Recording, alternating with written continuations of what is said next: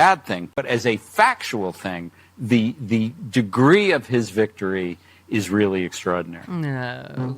Good night, America. Good night, nation of laws. Good night, Justice. I guess we're going to have to redo all our sound bites. He can. Keep getting away with it! He Can. keep getting away with it! That doesn't deserve applause, but I'm wearing my Donnie in jail shirt. It's aspirationally now because we live by the Judy Tenuta rule. It could happen. The case doesn't completely go away. It just Merry gets Erasmus. put on ice. I mean, Merry Erasmus. 4 Christmases from now. It gets put on ice. Here you go. That's all. Yes, justice on ice. Yes. Like those old... Like the ice capades? Like Disney on Like ice. the ice capades. Disney on ice. Yeah. Justice on ice. Uh-huh. We'll talk to Glenn Kirshner about it in just a little Maybe bit. we could get him to wear ice skates. There you go. Remember when we did Stephanie on Ice? We Oh, did we it. did. Yeah, a few years ago. We did a version of Uh-huh.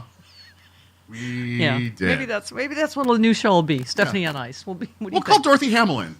Sure. I know a bunch of people that were... Peggy, Wow. Peggy Flem. Wow. Yeah, Peggy Flem. Just a lot of... Okay. Thank you. Adam says, pretty crazy. Someone can be charged federally with interfering in an election, and those charges get dropped because they win an election that they shouldn't have been able to run in the first place. Jody, please tell me you are not still on the defending Merrick Garland train. Allison's just- on next week. Is It's Allison Justice on Gill Ice. still even on the She's defending? on next week. You can ask her. She's still on the defending Maryland Garland train because I don't think so. Oh my God. Oh my God. Where do we even start? I mean, I'm still mad at Mitch McConnell for not I'm mad at I'm mad at convicting him everybody. in the impeachment. I hate everyone. Including us. No, you have immunity. I do? Yeah, you guys get show immunity. It's a thing I just made up. I don't know. You can make up whatever You're the you want Supreme now. Court. You're the judicial branch of this show. Yeah, I'm the judiciary. All right. Well, okay. We'll talk to Glenn Kirshner, because it's we aren't going to be on live Friday, Thursday, Right. or Friday. It's We have great Thanksgiving best week. ofs that I'm Yes. putting together at this very moment. Oh my God, could be from when we were way younger and happier, like 3 weeks ago. No, they're all from after Election Day. I had to make sure of that All because right. it be would too sound sad. really, really weird to. Come live in the past with us in a Right. delusion. It's the grand delusion. Over Christmas and New Year's, we'll have some Sure. Some from delusions. From delusions. Yeah. It's the grand delusion tour. Yeah. Why am I laughing? I I don't have know. no idea. Listen, here's my point. Is that, I mean, we'll talk to Glenn, but obviously, most legal experts are saying he really had no choice, but Right. it is astounding to me legally, just given the gravity of these. And by the way, as Jack Smith made very clear as well, he's not innocent. He's not being exonerated. No, not even close. The evidence is overwhelming. Right. So, and I don't want to hear right now this, there won't be any appetite for that, when he... No, there is. Please. Oh, no. Oh, no. we can wait. It's like children with dessert. It is an endless, bottomless pit It's that like- is empty no matter how much of other food you eat. It's like exes with a grudge. Yes. Ask Jody. We're putting Jody in charge. The middle child, Capricorn, Irish. She'll be mad forever. She'll be even madder in 4 years. I'm Capricorn too. Yeah. Yeah. I can. Yeah. I can hold a grudge. Yeah. Oh, right? oh, Don't yeah. I know it. Ooh, okay. God, the memoirs you two are going to write. Let me go on record now with saying none of it's true. They're well-known liars. Yes, I'm known for that. Yep. Adam Schiff sounded off after the Justice Department moved to drop its case against Trump, writing the DOJ failed to uphold the principle that no one is above the law by neglecting to promptly investigate the events of January 6th. And our beloved Jojo from Jurors said, Mueller didn't say he was innocent. Cannon didn't say he was innocent. Mershon didn't say he was innocent. Chutkin didn't say he was innocent. Jack Smith didn't say he was innocent. He got away with all of it. And not one of them said he was innocent of any of it. Not one. Wow. Digest that for a minute, right? I mean, this guy, born with a lucky horseshoe up his enormous orange ass, can I just say? But, we'll see. I mean, like you said, Chris, I guess he could have, it's not dismissed. It Right. means that Right. the It's way on he ice. did it, is it with Justice on prejudice ice. or without? Without. Yeah. It's without, Without prejudice. prejudice. Without, Yeah. sorry. Justice on Ice. Thank you. With prejudice All right, would have stop. meant they couldn't bring it back. I'm making it a thing. Do we have skating sound effects? Didn't we used to have that? We did at Yeah. one point. I'm sure the drunk Canadian intern took it out. Yeah, that guy. Make sure you include him in your memoir. Justice on Ice. Here we go. We're the French Connection of Justice on Ice. Is that what we are? Yeah. Gonna be All right. Gilbert Robert or Yes, René Robert, Gilbert Perrault. whatever? What's the other one? I always fall down on the job. Rick Martin. Rick Martin. Martine. Thank you. Vive la resistance! Okay. Although that's France, not Canada. True. Whatever. Same thing. Is there a difference? Oh, you did not just say that. Mon Dieu! J'accuse myself. Yeah. Oh. Oh, I can't believe she just did that. There goes all of I'm the gonna be that. Yeah. I'm gonna be that guy that chases Trump for the stolen bread forever. What am I thinking of? I don't know. What? You know what I'm talking about? The movie where the French guy he steals bread and the guy pursues him forever. Miserables? The bicycle thief? Les Miserables. Don't ever say that word again. I will pursue him to the ends of the earth. Okay. God, make her stop. Chris, who said the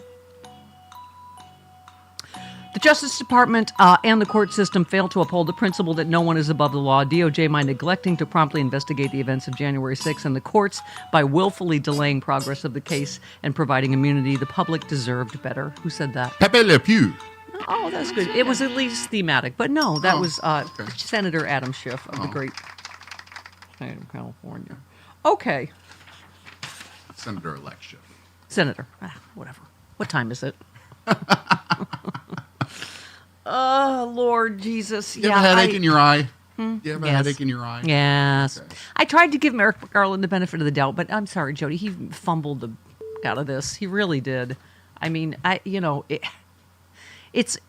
was it, 2 years? It took 2. I mean, first of all, he could have just, I think as Glenn Kirshner has told us before, he could have just prosecuted Donald Trump. The fact that he waited and then handed it off to Jack Smith, who essentially had to kind of start over again. And this is what Trump always does. The delay, and unfortunately it worked. Yep. Obstructing Congress so they couldn't get a border bill done, it worked. Obstructing justice to the degree that, he delayed this long enough, it worked.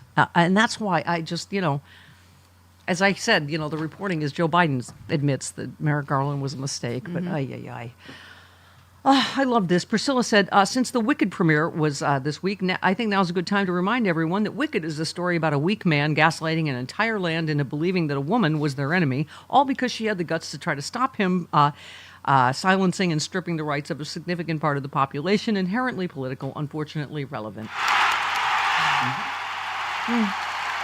He defied, what's the word, gravity? Yeah, that's it. Yeah. And he wasn't popular. Are you reprising Wicked songs now? A little bit.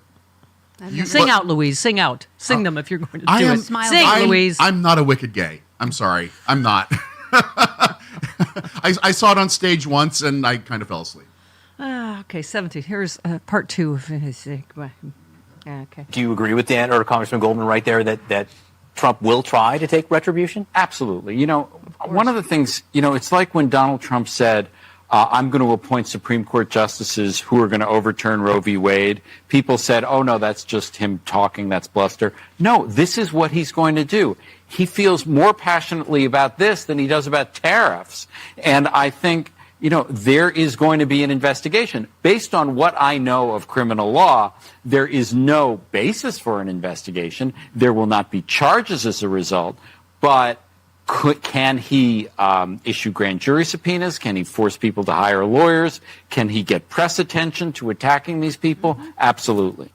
Yeah, you have Pam Bondi on record saying the Department of Justice, the prosecutors will be prosecuted, the investigators will be investigated. Maggie Haberman said there will be no one trying to stop Trump seeking retribution against those involved in criminal prosecutions. She said if the idea is there's lots of people around Trump and the White House who are going to try to prevent him from doing this, I think those people are sorely mistaken. And she mentioned Pam Bondi is not going to be taking herself off the big cases like Jeff Sessions did. There's not going to be a special counsel investigating this There's administration. no fairness in Trump I mean, Justice Department. oh God, do you have the tiniest of violins? Should we do the statement from the bassinet of the 45th piece of... Let's see. These cases are... like all the other cases I've been forced to go through are empty and lawless. You should never have been brought over $100 million of taxpayer dollars. Have been wasted in the Democrat Party's fight against their political opponent, me. I like that he always has to identify who he's talking about. Right. Me. In all caps. Blah, blah, blah, blah, blah, blah, blah, blah, blah. That just goes to Walter the dog in my head. Blah, blah, blah, blah, blah, blah, blah, blah, blah. I persevered and against all odds won. Make America great again. Oh, God. Oh, God. Chris, who said that prohibition is categorical and does not turn on the gravity of the crimes charged, the strength of the government's proof, or the merits of the prosecution, which the government stands fully behind. Based on the department's interpretation of the Constitution, the government moves for dismissal without prejudice. Who said that? The Wonderful Wizard of Oz. Oh, that was super easy. That was Jack Smith in the actual thing. Oh, okay. Yeah. Was he defying gravity?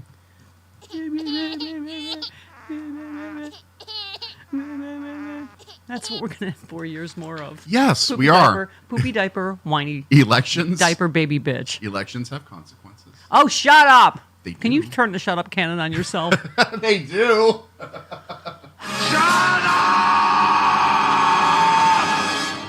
Yes, you know who they're going to have consequences for? All of us, because he's already talking about tariffs. Yep. Wow, wow, wow, kids. Oh, we are getting to the find out in the around program very, very quickly. Yeah, he said he's going to do, oh, what's this? Hang on. Oh, hold please. Trump pledged to impose a 25% tariffs on all products entering the country from Canada and Mexico. Day one of his right, and an additional 10% tariff on Chinese imports.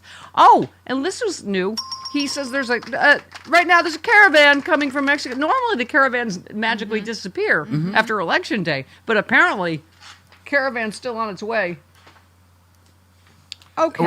But didn't I read somewhere that this would violate a tariff agreement that Trump himself signed? Oh, that's so cute that Yeah. you think anything matters anymore. Well, I mean- so many sweet summer children. Yes, one expert said Trump would have to both declare an economic emergency to implement the tariffs on day one, which would all but certainly be challenged in court. Like, those are going to matter anymore. And upend the USMCA deal with Canada and Mexico, the trade pact that he negotiated in the first term. So, yes, he would blow up his own trade thing, and prices are going to go through the roof. And thank you, maggots. Enjoy. Enjoy your $15. Oh, they don't eat lettuce, but okay. But even once it all goes to where we think it's going to go, we'll get a Democratic Senate and a Democratic House if we have elections in 2 years. Yeah. And then in 2 years after that, once everything is trying to get fixed, but it can't because Right. Donald won't sign any legislation, Right.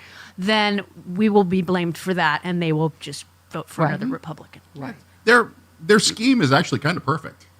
You know what? I hate now. I amend my first statement. I hate both of you, along with everyone else. Okay. Everybody, buck up around here. Let's go. Let's have a little bit of positive energy. 20 minutes after the... Hey, we have Charlie Pierce, we have Rachel Bittecofer, we have Glenn Kirshner.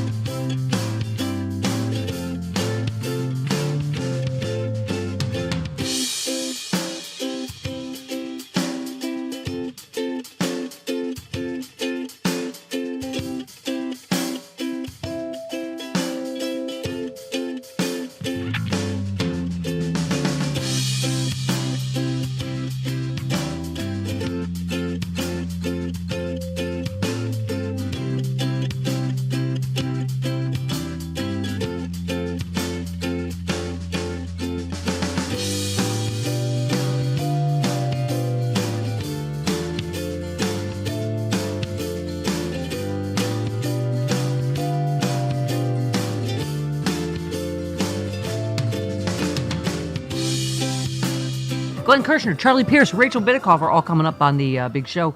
Yeah, I just read this. They say that you don't know true love until you have a child, but every night my dog gets into bed before me, and every night I contort myself around him as to not disturb his precious sleep. If that isn't true love, I'm not sure true love exists. That's me. Aw. That's me. 2 10-pound dogs, the only immovable objects in the universe. Oh, I can't move with my cat. Oh, My yeah, only, Poots. and they are 2-ply because I've had to cry into a different one every night since the election. The reason you don't understand because you're a soulless bastard person and also a cat owner. Caitlin says 2025 is the year of the cat. Demand food and shelter, hold grudges, ignore the people who don't impress you, knock all the things off the table, take naps, and claim your alone time, use gender-neutral bathroom. Yeah. I do that anyway. Yeah. I do all of that. I am a cat person. Okay. All right. Karen in Chicago. Hello. Hello, Karen. Hi, good morning. I'm a cat person, and I navigate my cats the same way. So as you, Steph, with your See, puppies. we can't all get okay. along. Dogs and cats living together. So, even before Merrick Garland, though, I'm going to assign the majority of this to the Republican Party and the fact that Mitch McConnell and the Republicans in the Senate had an opportunity to convict the MFer. Okay, so this never would have happened, number one. But I am going to say this. I am sick and tired of our weak, spineless, Democratic leadership, Chuck Schumer negotiating and ceding ground at the appellate court level to Trump to be able to appoint these justices. Yeah. Do not bend the knee to Trump. This is Resistance Central again.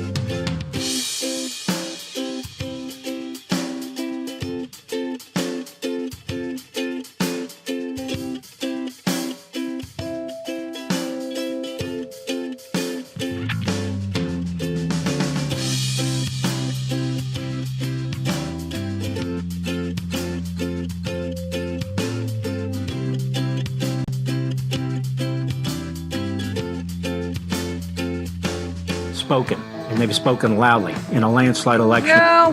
No, it wasn't a landslide. Pardon me, Jody? It was not a Is landslide. that Tom Hobag? That was Tom Hobag, And, border czar. Okay. He's not border czar yet. And Mark Levin. Ow. Yeah. He thinks I'm sarcastic. An ultra left wing. Right. Okay, can we skip down to 14, Peter Baker? Can we? Okay, we got to push back every time they do this mandate landslide bull. Okay. The traditional sense of politics doesn't seem to apply to Trump, and he obviously has a connection to a large, significant part of the population that Democrats haven't figured out how to unlock. So absolutely no question about that. Just to be clear, my article is really more about going forward, about how Trump is trying to spin a 1.5 or 1.6% margin as if it was a landslide, which of course is not true. It's one of the smallest margins of victory since the 19th century. Thank you. One more, Peter Baker. But in his interest, it's in his interest to claim that he is this great landslide winner as if he was somehow Reagan or LBJ or somebody like that, because then it gives him more influence, it makes him more powerful in Washington, allows him to sort of pressure Congress to follow his lead on appointments or on legislation. So that's why he's going around using the word landslide, even though no historian who's looked at it, of course, would call it that. Yes. Thank you. By the way, Heather, to my point all the time, Wizard of Oz wasn't a wizard. He was just a tiny man in a big house that ran on fear and common enemies. Let that sink in. Do not be afraid. Do not bend the knee is all I can say. Let's focus on things we all hate. Who are the real holes? Chris says soup ladles. Soup ladles are also holes in kitchen drawers. That's Yesterday true. we discussed that potato mashers. Soup ladles are the bane of my As you get ready to make Thanksgiving dinner, right? You're like, I'm going to open this drawer, and the drawer's like, you will. I got a potato masher up here. I have a utensil caddy sitting next to my stove. Oh, that's but smart. I put those kinds of things Same. in so That's that what you I don't do. have That's that smart. problem. Like the Yeah. grater, the grater, the cheese. I keep the cheese grater in my Whisks. cabinet. Whisks. Whisks. I keep the whisk in my utensil caddy. That's how you solve that problem. Yeah. We're looking at solutions here. Soup ladle, holes, bunch of holes, soup ladles. My sister's ex-husband. How often do you use a soup ladle? Sorry. I actually use it a lot. Oh, Yeah. If you make I stand soup. corrected. Go ahead. What? My sister's ex-husband used to make kitchen utensils in Yeah. the shapes of penises. Oh, that's nice. That's a hobby. That's a niche. Cork dorks. Okay. Or corkscrew. All right. Fine. All right. He sold a lot of them. Where at the flea market? What? Speaking of not bending the knee, welcome all our new Morning Joe viewers who all appear to be here now. A cynical resistor said, we really do need someone like Mark Cuban with the financial resources to help establish a progressive media outlet that's willing and able to fight back against the conservative media monster. Thank you. Chris, you pointed out, What? not only do you not need another Fox News, there already are a bunch of, right? What is it? Newsmax, News Nation, how many? OAN. Right? There's all right, these right like side network. Right side network. and, there's- and meanwhile, Trump got what 32% of the vote of the people in this country. Yep. So you can't tell me there isn't a call for wow, call me crazy, but more than one progressive outlet, right? Okay, that's actually progressive. Okay, Chris. Uh-oh. Who said the government's position on the merits of the defendant's prosecution has not changed, but the circumstances have? Who said that? Betty Rubble. No, that would be Jack Smith. in his filing. Edward tweeted, I've covered extremism and violent ideologies around the world over my career, have never come across a political force more nihilistic, dangerous, and contemptible than today's Republicans, nothing else. And General Michael Hayden said, I agree, and I was the CIA director. Ay, ay, ay, ay, ay. Can I just ask something, too? Why are you all still so mad? I don't understand what you're mad about now. They're just in a constant state of rage. Oh, I have some... Wait, I have hate tweets, don't I? Hold on. I thought so. Yeah, Tom. Yeah, Tom's back. Yeah. This one's somewhat confusing. Hi, Tom. I know you watch every day. Cry some more for us, bulimic ditch licker. Oh, boy. No, Tom, I'm done crying now. Now I'm mad. Now I'm coming for you. Okay, cry some more for us, bulimic ditch. Well, I do have a heart. I do have actually empathy. So, yeah, maybe that's That's the things you're not problem, acquainted same, yeah. with. Right. Okay. Same for the bone-smoking left-wing bagel breath. So, Chris, I can only assume you are the aforementioned bone smoker there. I don't know if I'm not. bagel breath is an anti-Semitic slur or whether it is a I'm not Jewish. No, maybe he is implying that you smoke Bagels? Jewish bone. I don't. I He says, same for the bone-smoking left-wing bagel breath. my last couple of boyfriends weren't Jewish either. Okay, I don't. That seems lost on Tom. Tom, can you? I'm not Jewish either. so Tom, it can couldn't you be tweet me. again? Could you clarify, please? We're just confused. I don't. Is it a joke? Is it funny, or is it? Was he talking about Cliff Schecter yesterday? He's straight. He's not a He's bone right. smoker. straight. He's That'd be the got a- bone smoker. But And I I think guess, he's yeah, Jewish. Cliff would be the. Oh, he'd be the bagel breath. What was the You'd other- be the bone smoker. What was the other thing that he said in there? It was Cry more for us. Bulimic ditch liquor. That's Right, me. right. And ditch, he spelled DTITCH. Because of course. par for the course. I'm not sure I've ever licked that. There was something else What is besides a- bagel what's and a bone deti- smoker. What's a detitch? What? There was something else besides bagel and bone smoker in there, wasn't there? No, that's it. Cry some more for us. Bulimic ditch liquor. That's me. Same for the bone smoking left wing bagel bar. Okay, left wing. Really? You're calling me left wing? Maybe he means. Maybe he's calling Cliff Schecter a homo, I who think- is a straight married guy. I'm the Right. by far the farthest right Yeah. on this He's like a program. I am right-wing- not left wing. He's a right wing douchebag. Yeah. Tom. Let's. You know what, Tom? Let's all up our game. Come on. Hold on. We had another one, didn't we? There was another. I can't. Oh yeah, there was another one. Hold on. Wait, hold on. Oh, here it is. Jumpin' Joe Yankee, somebody said, oh, hang on. More hate letters. The forefathers would be disgusted with your show. They would have been mystified by the concept of radio. First of all, electricity. They love Right. television, Yeah. computers. Right. and degenerate America. So I don't know if I'm a part of the aforementioned degenerate America or I am separate. I'm just a separate Problem. I'm a separate problem. I'm a separate Well, just abomination unto the forefathers. okay. And degenerate America, white male property owners was how it started. Now it's transgender city. Oh, is that next to Party City? Have you? That'll be fun. Oh, is yeah. the entire country transgender city, or is it? For all your, They should put Party City next to Transgender city? because you might need a wig. Yeah. You never know. Yeah. Some balloons. Yeah, glow sure. sticks. Yeah. let's go to. Some, party plates, birthday party plates. Mostly, never know. I'm mostly with kind of Raven-Symoné on bewildered it. by my hate tweets today. Okay, that's the main reason to stay on Twitter, for who I annoy and the hate tweets. Okay, Mike in Virginia, hello. So close, Virginia City, Nevada. Oh, golly, Well, I'm sorry. Yeah. Oh, Just Stephanie. outside of Reno. right. Hi, I'm just wondering, you guys should start an office pool between your commentators. When do you think Congress is going to try to put his face on the money? Oh my God, or on Mount Rushmore. Which one's first? Yeah, right? absolutely. Mount Rushmore is probably on their list, but I'm guessing money's going to come first. Well, he does have a I'm fake guessing $2 within bill the with his first face on year. it. Oh my God, you're probably right. That'll be the final grift. He will actually be on the I money. think there are laws against that. Could I have all my guitar sound effects, please? Thank you. Did you see this? Trump guitar is hit with a cease and desist from Gibson. From Gibson Guitars over its use of the Les Paul body shape on the guitar. Grifter. Grifter. Thief. Gibson has confirmed it has issued a cease and desist these Trump guitars that he's selling. As grifting. design infringes upon Gibson's exclusive trademarks, particularly the Les Paul body shape. It's a very Is good it- guitar. It's a very nice guitar, the Les Paul. Is there a Rand Paul body shape No. guitar as well? No. No? just That'd be Les weird. Paul. There'd be a lot of fuzz on top. She's the guitar expert. Yeah, I know. That's why she gave me that story. All right, you know what? I'm going to need a love letter only because my hate tweets were so confusing. It's not often I need clarification.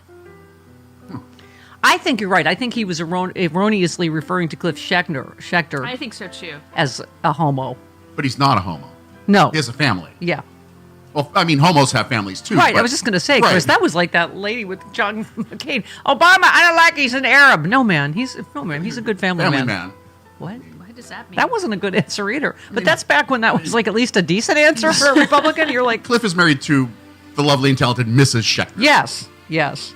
Okay, Bill in Tampa says, good morning, Mama. Yesterday, you and Cliff Schecter were talking about considering a new T-shirt that says liberal men suck less. However, may I suggest liberal men suck better? We, the liberal men, are made up of ditch lickers and pole smokers who know how to please our lovers because we aren't selfish a-holes. We actually have lovers to suck out, and we take pride in doing so better than right-wing douchebags. Love, Bill in Tampa. Thank you, Bill, for the clarification and the correction. Okay. One more. Damien in New York. This is a letter to Joe and Mika, because no one's watching them anymore. They're all over here. It's okay. I'll pass the mail on to them. Thank you, Damien. Dear Joe and Mika, not that I will hear your answer, because I never watched your show even before you were dead to me, but here's my question. Why is it always the Democrats that have to move to the center? Right. Why did Nancy Mace, Matt Gaetz, and Donald get to behave like the villains from a third-rate 80s teen flick? Thank you, Damien. Mm-hmm. Mika and Joe, I would like your answer on my desk by the end of business. Thank you. Oh, they'll have it for you. They're off today. They are off today, actually. They're off for the rest of the week. Yeah, sure. They're watching us like everyone else. All the rest of their viewers. Uh-huh. Okay. So they send poor Willie Geist in there to take the shrapnel. Chris, who said, why don't all the Republican House members who are afraid to use the restroom just poop in the hallway like their supporters did? Elroy Jetson? No, that was our beloved Paula Poundstone. Oh, Hello? oh. Hello? Hello? Did you hear that? Oh, we haven't heard from Paula in a while. I miss know. her. Paula, call us. Yeah. What up? What up? Okay. Carry the 4. Where are we? Yes, 12. Thank you. On CNN economics correspondent on tariffs. It may be unexpected to Americans who thought Trump was going to lower their prices. Because if you voted for Trump because you thought he was going to bring grocery prices down, I have some very bad news for you. A lot of our produce comes from Mexico. 2/3 of the tomatoes that Americans purchase are from Mexico. 90% of the avocados that they purchase are from Mexico, just to mention 2 examples. So that guac is definitely going to cost extra. Okay, one more. If you voted for Trump because you thought he was going to bring down the cost of housing, a lot of our lumber, cement, other materials comes from Canada, which means that construction costs are going to go up. Not to mention all of the ways he's going to roil the U.S. auto industry, because a lot of autos cross borders in North America multiple times before they're ultimately finished and sold to consumers.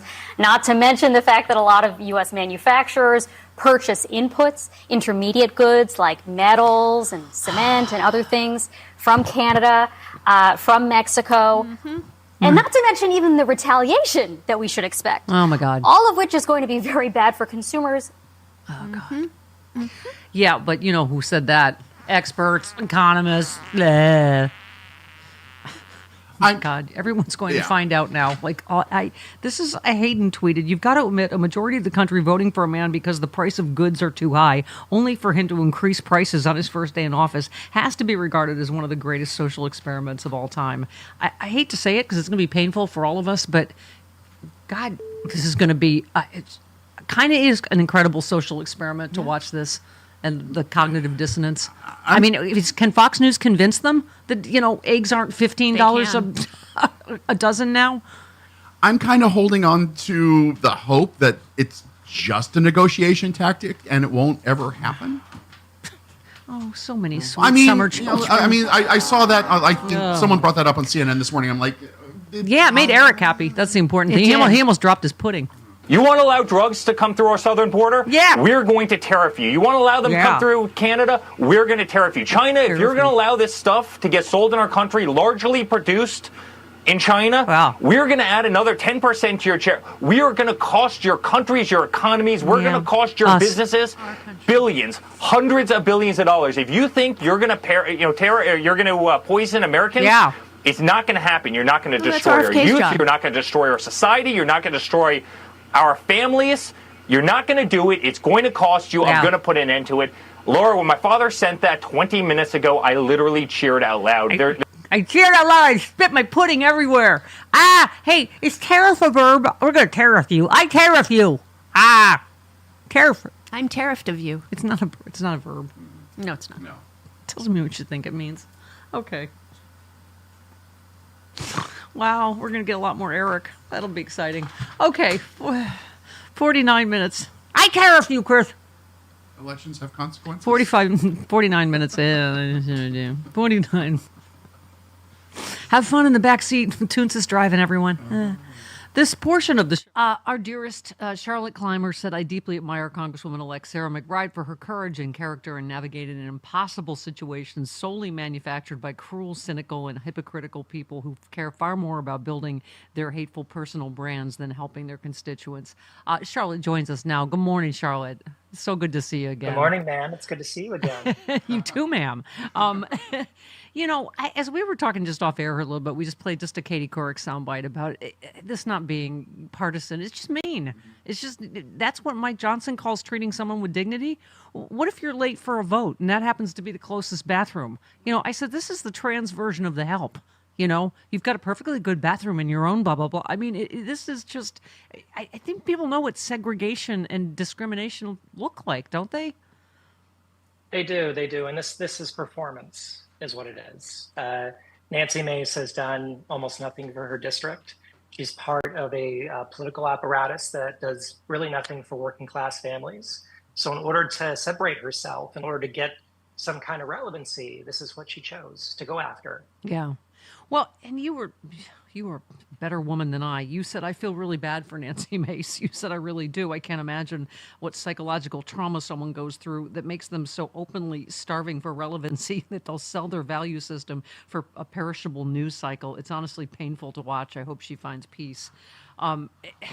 She's supposedly was a LGBTQ ally, right? Until she saw, like you say, this desperate bid for whatever, the news cycle, relevancy, something. And it just, I guess I hate to say this, Charlotte, I'm glad they're overreaching and showing America how mean they are. And just, and not working on any issues that affect hardly anybody's real life in America. Can you imagine how dangerous the Republican Party would be if they took this incoming majority they have and focused exclusively on working class families and nothing else? Yeah. Yeah. I mean, can you imagine how dangerous they would be to the future of the Democratic Party? But that's not what they're interested in, and it never has been. Yeah.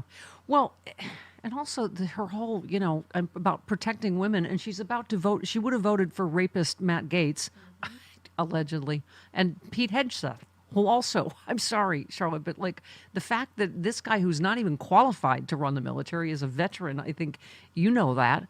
I mean, so he wants to exclude women from the military.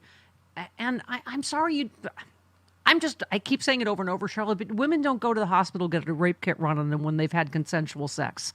Men don't generally pay women off when something hasn't happened. And so talk about that as a little bit as a veteran, this whole Pete Hegseth situation. I mean, it's heartbreaking. What who I feel really bad for in this national conversation right now are every woman friend and colleague that I've known in the U.S. military who has served in combat. I never served in combat. I spent my time with the old guard, but I have so many friends who went to Iraq and Afghanistan and other combat areas and served with great honor. It's interesting. There are now over 150 women who have graduated from U.S. Army Ranger School under the same exact standards as the men. Yeah. And this is the hardest leadership school in the world for military. It is grueling. It is the kind of thing that you never want to do again, that's for sure. And 150 women have graduated from Ranger School. Many of them are now serving in frontline infantry units alongside their male counterparts. Some of them are leading infantry companies of mostly men. Pete Hegseth is a coward. He is a very credibly accused sexual assailant. And I think that most of all, he is the exact opposite of what I think of when patriotism comes to mind. Yeah, I mean, absolutely. Sexual assault, as you know, a big problem in the Army. This guy is very credibly accused of sexual assault. He would weaken the military by kicking out all women, all trans people. I mean, I love that Tammy Duckworth would like a word. Take a listen. Having served in combat yourself, what do you think of the idea that women make fighting more complicated? That was specifically what he focused on. Well, it just shows his lack of understanding of where our military is. He was a pretty low-ranking guy in the military, and he never had a command position. He was a platoon leader, I think, once or twice.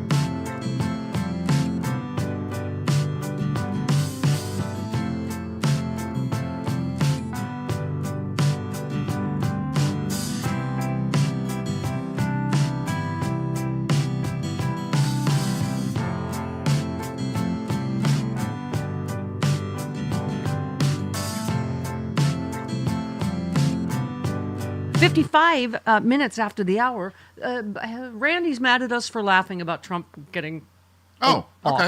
Hi, Randy. I'm just laughing so I don't cry all day, but good morning. Good morning. How are you? Good. Hey, Stephanie, I love your show, but you guys laughing about this deal with Jack Smith? Oh no, I'm not laughing. I'm not laughing. Trust me. But what can you do at this point? I'm wearing a Trump in jail T-shirt because it's aspirational. Because I don't care if it's in 4 years, right? So I think it's. I know I sound like John Belushi, but it's not over. For now, I live here. I live here in Texas. I have a son that's in college. As a black man, I have given up on the American justice system. Yeah. I promise you, if just Barack Obama had done this, he'd be in Angola right now. I know. I hear you. But you know what? I am not going to lay down and die, Randy, and I hope you don't either. Trust me. All of it, us feels. They literally, since we were kids, right? We've heard this is a nation of laws, not men. Right. No one is above the law. That's what our country was founded on. So, and I understand black people being particularly depressed this morning. So we literally sometimes are laughing so we don't cry. And we have to work for the country that we want while living in the country that we have. Mm-hmm. Yeah, was that Donald Rumsfeld? Thank you, Donald Rumsfeld. Go to war with the army you have. Well, I mean, it's true. Because we're all living here in Elon Town, is my point. For now.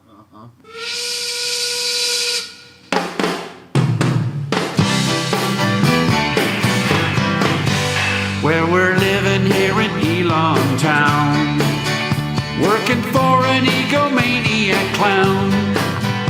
And at SpaceX they're all killing time, building starships and Falcon 9s. Well, our boss, he likes to play Twitter wars. Let all the Nazis back in the front door. And he's Vladimir Putin's big hoe, dances with fascism slow, and we're worked to death in Elon Town. Thank you, Rocky Mountain Mike. Real quick, blah, blah, blah. Where is this? Ellen says, sorry, not going high, not rolling over and playing dead, not forgiving because you drank the Kool-Aid, not accepting the gaslighting. If this was World War III, I know how to win this one. And no, I'm not going to buy your goods, your baloney, your BS, your lies, your fake friendship. I read the diary of Anne Frank, even if you didn't. Thank you.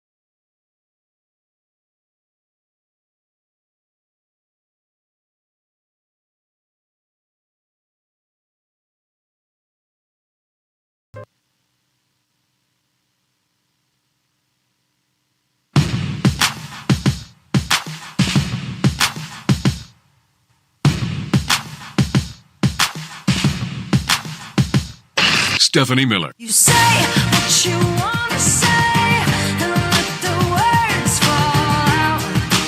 Honestly, I want to see you be brave. What you want to say and let the words fall out. Honestly, I want to see you be brave. Matt Gaetz is out. Pam Bondi is in for Attorney General for President-elect Trump. She has been quoted in recent months as saying that the investigators should be investigated inside the Justice Department, inside the federal government. When you hear those kinds of comments, what's your reaction to that? Well, they're concerning, and I think that she should be asked these questions at a hearing. But my hope is, I think the American people want to turn the page. Thank you, Rokana. Amy tweets, Special Counsel Jack Smith filed a motion to dismiss Trump's election obstruction case without prejudice, which means the case could be revived in the future. Merrick Garland let our country down, dragging his feet to appease. Let's see if our friend agrees. Thank God former U.S. Attorney Glenn Kirshner is here. Get me Glenn Kirshner. Glenn Kirshner. Former 30-year federal prosecutor Glenn Kirshner, I can listen to him talk all day. who has answered the call for his country once again. Glenn Kirshner. MSNBC legal analyst Glenn Kirshner. On the Stephanie Miller Show all day. Piercing blue-eyed Glenn Kirshner. We got that Glenn Kirshner now, and I feel okay. Oh, Glenn, so little time, so many Neville Chamberlains. Wow, we were just saying off air that, even for those of us that marinate in this every day, it still is it just takes your breath away. I was saying since, I'm a little kid in school, the first thing I remember is we're a nation of laws, not men. No one's above the law in America. That's what we were founded on. And here we are, which, is not unexpected, right, where we are today. Yeah, welcome to the kingdom of America, Steph. Yeah. That's really the only thing I can call it now because we have decided presidents are kings at least for the 4 years they're in office. They can literally, with Supreme Court blessing, commit all of the crimes against the people of the United States with absolute immunity from prosecution, from being held accountable for those crimes. This is where we are. We are now a monarchy, at least for the 4 years a president is in office. And Steph, when Trump was a former president, we had a hard time prosecuting him when he was a candidate for the presidency. Now that he's president-elect and he's going to be president again, listen, welcome to the kingdom of America. I mean, the government's position on the merits of the defendant's prosecution has not changed. The circumstances have, Jack Smith writes. So the case is obviously overwhelming, and that's what Jack Smith is saying. He said the indictment's handed down by grand juries made up of American citizens, so he now leaves the door open for charges to be brought again in the future after Trump leaves office. That's what without prejudice means, right? Yeah, that's really the only sentence in Judge Chutkan's 2-page dismissal order, which I have here, that's worth reading. She said dismissal without prejudice, meaning this case can be reindicted and brought in the future. Dismissal without prejudice is consistent with the government's, the prosecutors' understanding that the immunity afforded to a sitting president is temporary, expiring when they leave office. Steph, those words ring hollow, and our hopes that he will ever be prosecuted for, among other crimes, a conspiracy against our voting rights. That's count 4 in his federal indictment in D.C. The hope that he will ever be prosecuted, even if technically it may be available in the future, slim to none, and slim is fading fast. Well, I rearrested my Mary Erasmus shirt, even if it's aspirational. It's maybe for in 4 years. But, and we can always, there's always the outside chance he's going to commit even more egregious crimes. So, I still have impeachment T-shirts, resignation T-shirts, so we'll see. Caitlin Collins asked, will he issue a report? And if so, what will it say? So that's one of the reasons for Jack Smith doing this, right, is that he can, on his own terms, release a report. Will that be public? Yeah, impossible to conceive of Jack Smith not issuing a special counsel report. He has that opportunity. It will be up to Merrick Garland whether to make it public. He has pledged that he will, and for what that's worth. So, yes, there will be a report, and at least this will be documented for posterity, for history, and we will know the full extent of the evidence of Donald Trump's crimes. But, Steph, Donald Trump is about to be sworn in and appoint an attorney general. And I can't imagine one of the first things Donald Trump will tell that attorney general won't be bring me the names of all Republican witnesses who testified against me in the grand jury that produced these 2 federal indictments against me. What do you think may happen to those people? Well, again, we're just not in any kind of normal world we recognize, but how you could get confirmed as attorney general being on record saying, we will prosecute the prosecutors and invest the investigators, being on record as an election denier, on record as taking what, okay, I'm not a lawyer, but if that's not a bribe, I don't know what is, taking $25,000 to drop the case against Trump University. I mean, she just seems as almost wholly unqualified as Matt Gaetz, on several. If as a future attorney general, you announce before you know any evidence, before there has even been an investigation conducted, if you announce, we will prosecute the prosecutors and investigate the investigators, you're ill-suited. I mean, that's disqualifying. Now, will the Senate Republicans reject Pam Bondi, Donald Trump's nominee for attorney general? I think it very unlikely. I hope there's a rigorous confirmation hearing, so at least the American people will see precisely what they are getting in these Trump appointees. It looks like we're getting people who Donald Trump hopes will burn all institutions of government down. What does she do on the 2020 election? Does she lie? And just because perjury is not a thing now either? Or does she say, oh, let's just move on? Is she able to not answer the question? Did Joe Biden win the election in 2020? Yeah, so many of Donald Trump's nominees have lied to Congress in the past. His Supreme Court nominees, Bill Barr, his nominee for Attorney General before he was confirmed, they lied, and they lied with impunity, Steph. Have any of them been held accountable for their lies? No. So why wouldn't this batch of nominees feel completely comfortable and emboldened to tell lies in their determination to get confirmed? So I suspect we'll see a good bit of lying in confirmation testimony. Yeah. So speaking of Matt Gaetz, he suggests he's going to run for Florida governor. I think it was Senator Schiff, our friend from 3 weeks ago at Sexy Liberal, all of us together, but that said the taxpayers paid for this ethics report, that we have a right to see it, that this should be released.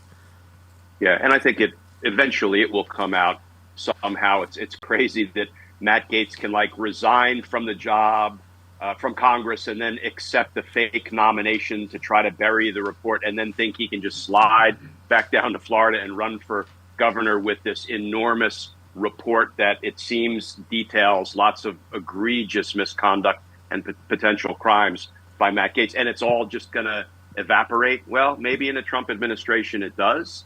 But I think that report will dog Matt Gaetz wherever he goes. And I would like to think he is not going to end up in elected office again anytime soon.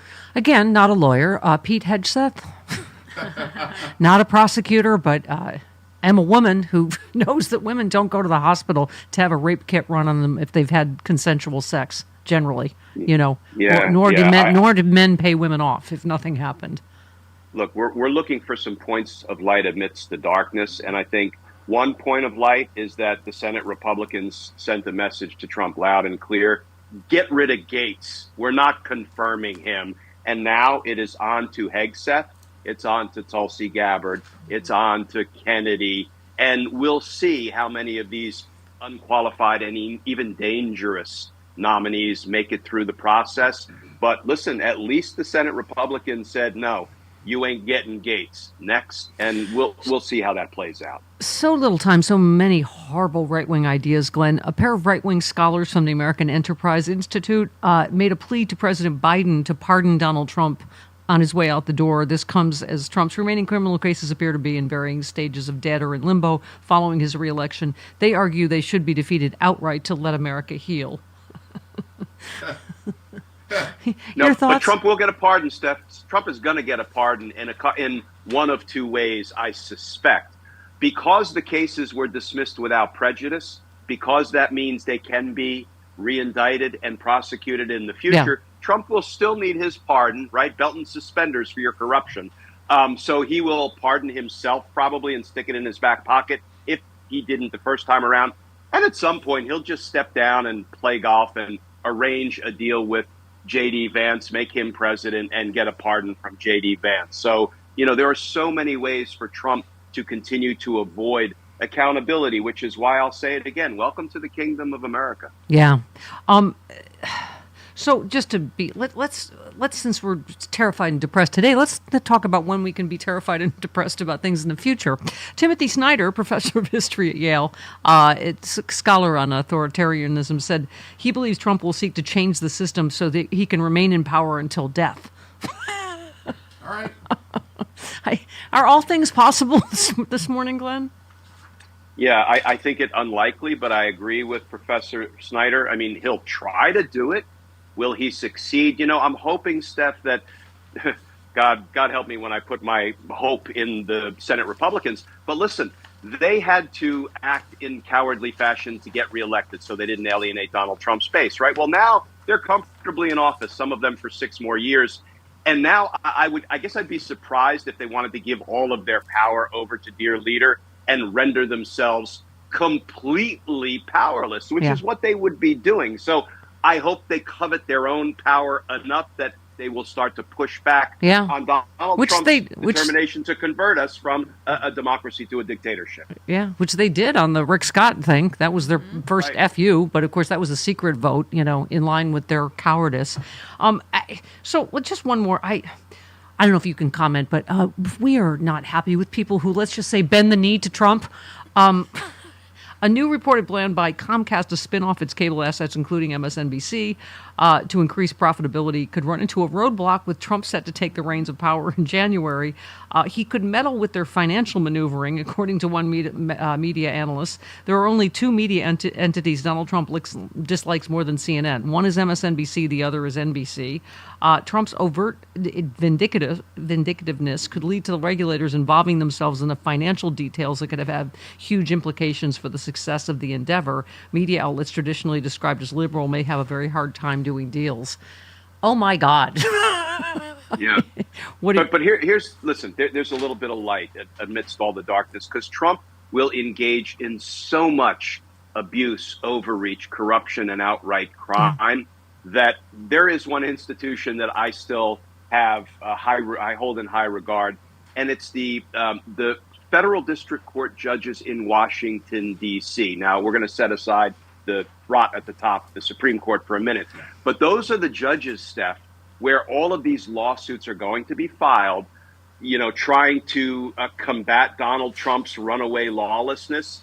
And I have faith and confidence in those people, the trial court judges. Even a Trump-appointed judge, Carl Nichols, came out recently and said pardons for the J6 defendants would be an awful thing. I'm paraphrasing. And Trump is not going to have free rein to engage in rampant lawlessness the way we are concerned he might have. One more on the media front before we go. So Brendan Carr, Trump's pick to lead the FCC, vowed to end government lawfare against people like Elon Musk, who I guess is another victim of something. But interesting, during this interview, Maria Bartiromo said, will George Soros still be able to acquire 200 radio stations? Which I hadn't heard he was looking into that, but that's... All right. Carr responded, there's a petition for reconsideration pending at the FCC right now. I want to take a hard look at that. I mean, is this going to be another front to punish, or try to otherwise, regulate his critics and help, protect his friends? Of course it is. And lawfare against Elon Musk, boy, it's really a shame the way he's been driven into the poorhouse. Yeah. By governmental lawfare. I feel so bad for him. Yeah, all of this, and much of it will be, corrupt. It will be an abuse of governmental power, and it'll be outright lawless. And that's where the courts come in, the federal courts in Washington, D.C. I think they're prepared to stand as a bulwark against all of this. But, listen, it's on, and it's anybody's guess as to whether we get to keep our republic or not. Donald Trump is determined to take it from us and rule as a king, and it's up to us to find ways to not only find the points of light, but to feed and support those points of light, because, we've got a dogfight on our hands. Yep, absolutely. Honey, thanks for taking time on a holiday week. I would not have been able to live without you on your normal Friday. Happy Thanksgiving. Happy Thanksgiving to everybody there. Love you, Steph. Love you too, honey. All right, 20 minutes after the hour, this portion of Good Morning, Cliff Schechter. Hiya. Well, hey, how are you? Oh, hi. Oh, you look startled to be on. Hi. I actually was quickly, because I care so much, Stephanie, about us, was promoting that I was going to be on my various 47 different Twitter-like apps. Yeah, me that too. I'm now on, like Yeah. you. Thank God I have no life because I post everywhere. I don't know what way is up at this point. I may just retreat to YouTube and hide because I've been happy there. You So, just know, as Jody Hamilton says, that we need to fight. We need to fight. Oh, it's not about lack of fighting. Here we go. Fight! Yeah! Fight! Yeah! Fight! I ain't going down, I'm swinging. Fight! Yeah! Fight! What? Yeah, okay. Sorry. All right, now I we're in the practiced mood. my karate in a bit. Yeah. But Cliff, we have had this conversation, I jokingly, but all the people we have on the show are awful liberals. You, Bob Seska, which thank God you're, part of the Tuesday Bob Seska show now. You guys are both fantastic together. But we've been having this conversation for a long time, haven't we, about alpha liberals, about we need to somehow I don't think we have to lie and cheat the way they do, but I think we have to fight differently somehow. And I think, interestingly, what Jen Rubin said is I don't know if you heard it, but I think that's an example, isn't it? It is. Again, I'm not acting like I'm some genius because there have been a lot of other people who've been saying this as long as me. But, there are clips that Bob loves to show, that one where I beat up on Cleta Mitchell on MSNBC. They're still. I got banned for that way back then because I was too mean. Liberals weren't supposed to be mean. Well, you were just spitting facts. You were talking about all of the Republicans that were indicted and crooked. Right. I don't know how to do this any other way, so I don't get timidity. I don't get bending the knee. Like, none of that makes sense to me. When someone is a bully and they hit you and they punch you, you punch them in the nose back. And of course, I'm talking rhetorically here. But so no, we don't need to lie and cheat. But my refrain for 20 years now, and we've gotten better, right? We have some great ones in the House, but I kept asking, are we going to be able to get there soon enough and have enough of a critical mass? And we didn't, which is everything they say with the same passion, they lie and weave conspiracies about us. Yeah. We need to tell the truth about them because we don't need to lie. Everything they stand for, everything they are is unpopular to like 3/4 of the population. How could lies be any worse about Donald Trump than the truth? I know. What are we going to make up? You know what I mean? Let me ask you about one issue because we had a caller that was talking about the border. It's obviously one of the issues, and I said the thing that is so infuriating is Republicans have figured out how to make their obstructionism work politically. Like, let's face it, them being obstructionist douchebags worked in this case. And we thought, oh my God, this is so out in the open. This isn't going to work. Like, Trump literally is telling them to kill the most conservative border bill ever, But it worked so that they could continue to fearmonger on the border when we all know it was Trump and Republicans that killed the border bill. Right. And again, look, this is the same problem we've had, right? They have this huge megaphone. They dump billions into it. Again, as I like to say before, if anybody thinks that Ben Shapiro, a guy who sounds like he sucked on a helium balloon for overnight, and makes muscles that go downward, and I knew Chris would appreciate. Yeah. Has the charisma of J.D. Vance ordering donuts, became a phenomenon on his own. Somebody at that time, I remember looking, was spending, I'm not saying hundreds of thousands, millions on Facebook ads to create him. And I'll just say this because it sounds self-serving, so I won't talk about me. You, like, somebody should just say, "Here's Stephanie Miller. You'll like this. Here's $5 million." Yeah. No, I'm serious though. Like, not $5 million, stuff your pockets and go live on an island. But here's $5 million. Expand your staff. Expand your footprint. Yeah. Get modern technology. Blow up. Advertise even more. Do everything. Nobody does this on our side, so we're all left to our own. Thank you. And the vast majority of people like me and you who haven't found ways to make it this and make a living. I have so many smart messaging people on the left. We've lost a generation of them. They're doing corporate comms because they could not. The right would have said, "Here, have a seat at the Heritage Foundation for $250,000 a year. Go on Fox and get a contributorship."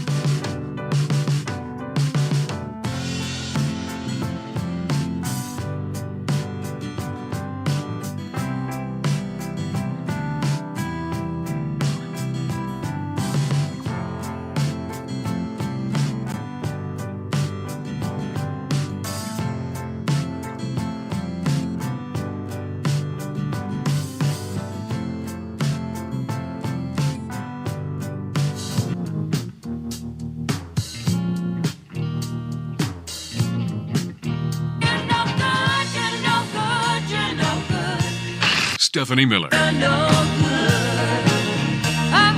say it again. You're no good, you're no good, you're no good. Baby, you're no good. What? Yeah. I know what we need now. We need a homo of hope. Okay. Good morning, Seth. Good morning. Happy Thanksgiving, homos and Jody runs the show-mo. Thank you. So first, I want mandates. The only mandate I want to hear about from here on in are the ones that Chris goes out on. And that is the only mandate. Not very many of them because my bedtime is at 4:30. Oh, that's late. There have to be lunch mandates. So other guys from bingo. Yeah. The church bingo and Chris. I want to talk about obstruction. Okay, let's go back to Obama. The media was constantly saying, with McConnell, the point of view was always, why can't Obama get McConnell to agree to anything? They always put the onus on Obama. Right. And then the media, and then I loved when Obama said, "You go have a drink with Mitch McConnell." Right. Yeah. Exactly. And then the people fall for that. It's like, so the Republicans obstruct, they keep things from happening, and then the Republic goes, okay, since the Democrats didn't do it, we're going to vote for the Republicans who kept things from happening. So what I think is happening now is we took a big sucker punch. We are all down. Yeah. I think these alpha liberals, Mark Elias, Eric Swalwell, Midas Touch, I think they're now at the point where they are all, everything I'm reading, so laser focused on what we have to do, and we have to start it now. So because we have no choice, as Chris said before so eloquently, we're living in the country we're living in, but we have to fight for the country that we deserve. And by the way, I like Mark Elias's programming decision suggestions for MSNBC. They have lots of great talent. Right. You don't need to have people that go kiss Trump's rings on the liberal channel. I was saying, AM Joy, I love. Put Joy Reid in that time slot. Put the Weekend Show, which is, if you need a Republican, Michael Steele at least doesn't bend the knee, to Or the Stephanie Miller Show. Yes, the Stephanie Miller Show. What? Jen Psaki's great. There's a lot of moves they could make that. So what I'm saying, but support all the great talent there that does not bend the knee. Andrew Weinstein. I kind of shocked myself with my eloquence there. Yeah. Andrew Weinstein said people may be ditching the news, but it's not because of the results of the election. It's because people are sick and tired of corporate media covering Joe Biden's choice of footwear with more zeal than Donald Trump's threat to democracy. Yeah, I think that's it. People are, and we're exhausted. Oh, by the way, I have a case in point.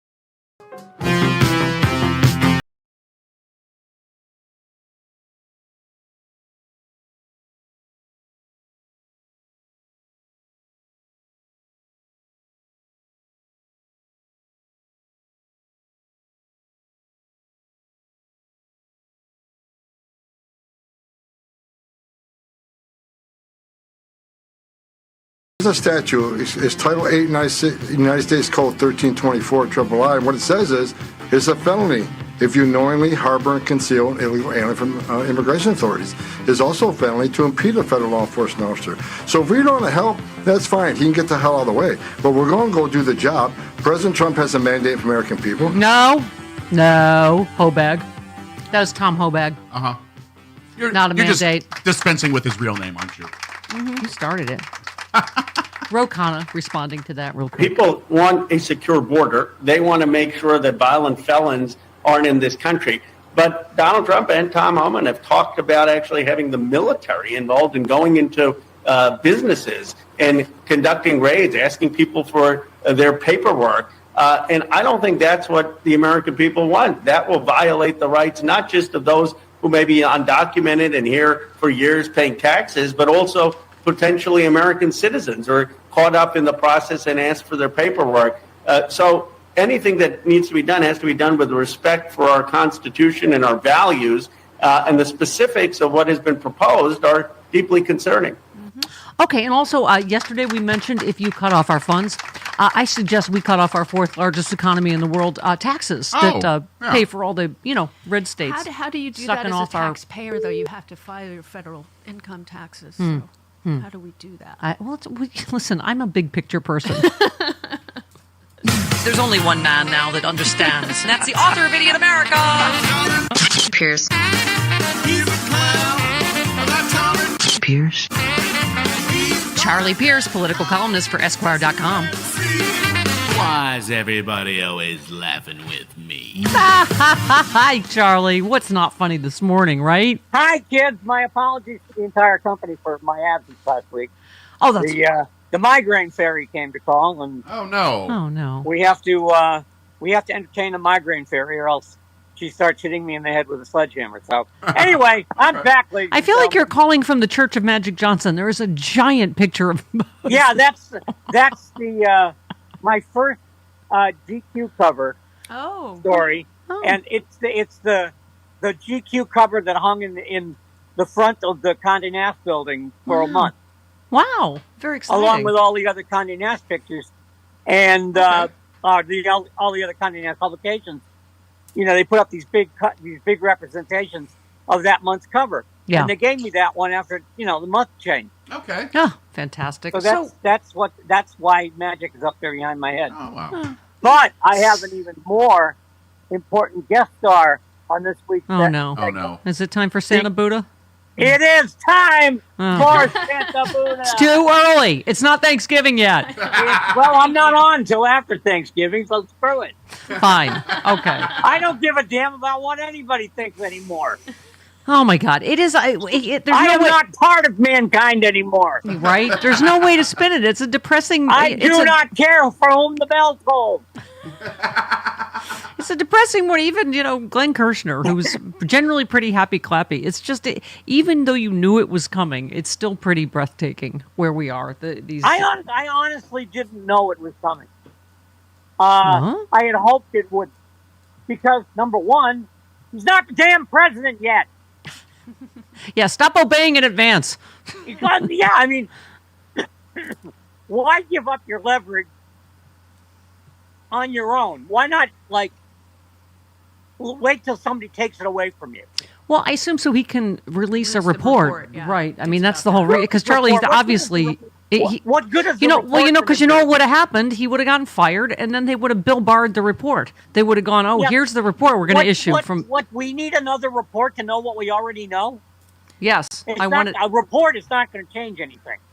I don't want empty pages in history where Trump's crimes should be. I mean, I don't know what else we can do at this point.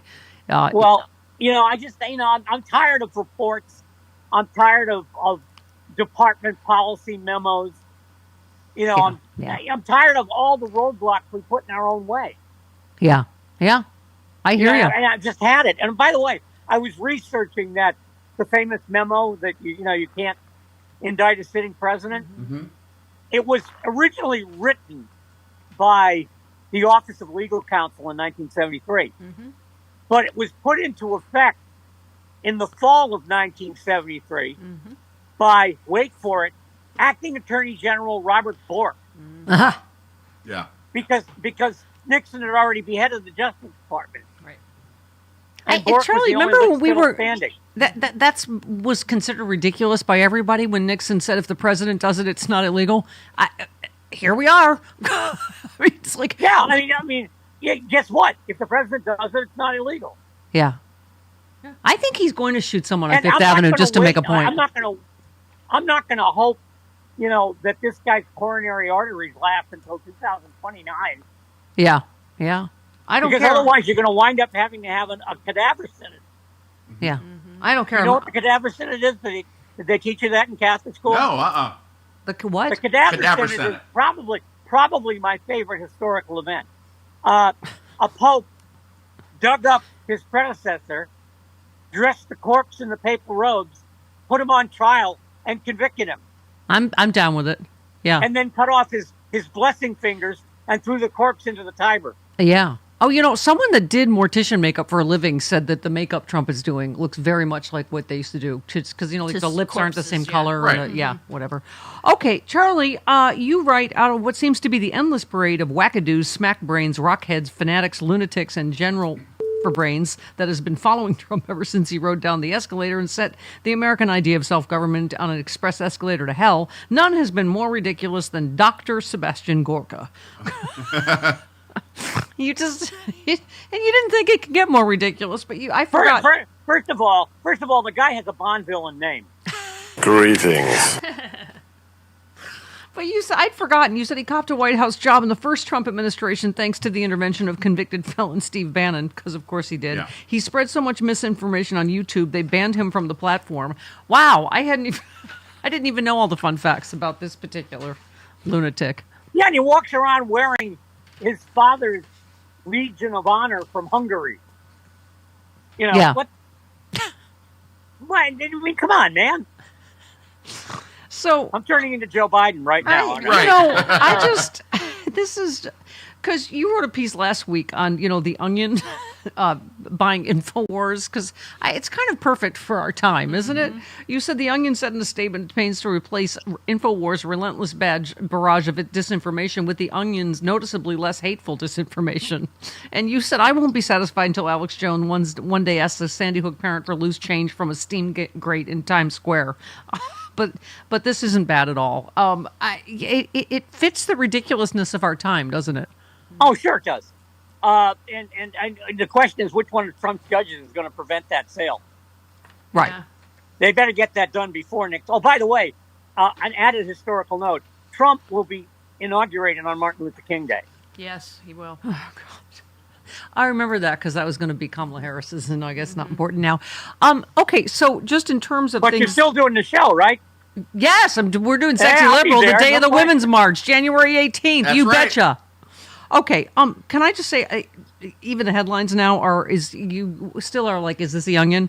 RFK Jr. says shooting heroin helped him read.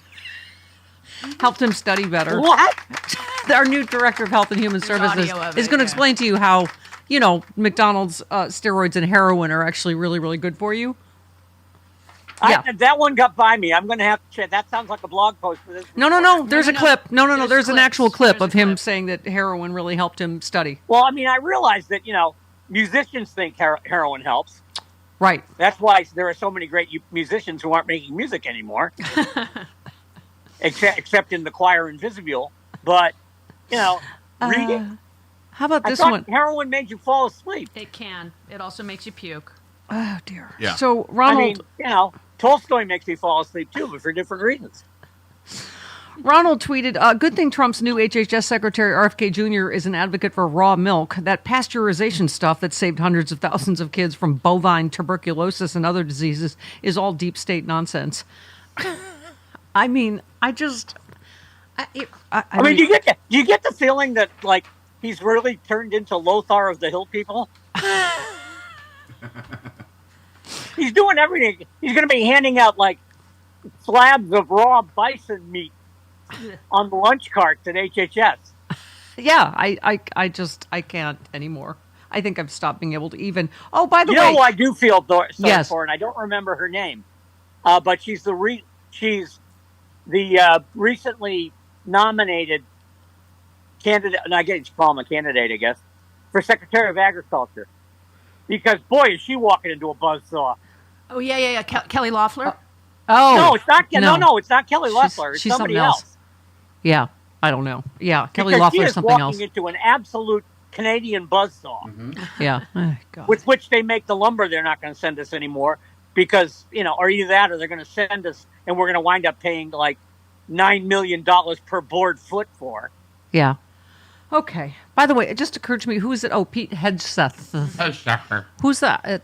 Who's the guy? He looks like the Bond character, the new head of Stephen Chung. He looks like Oddjob. Is it Oddjob?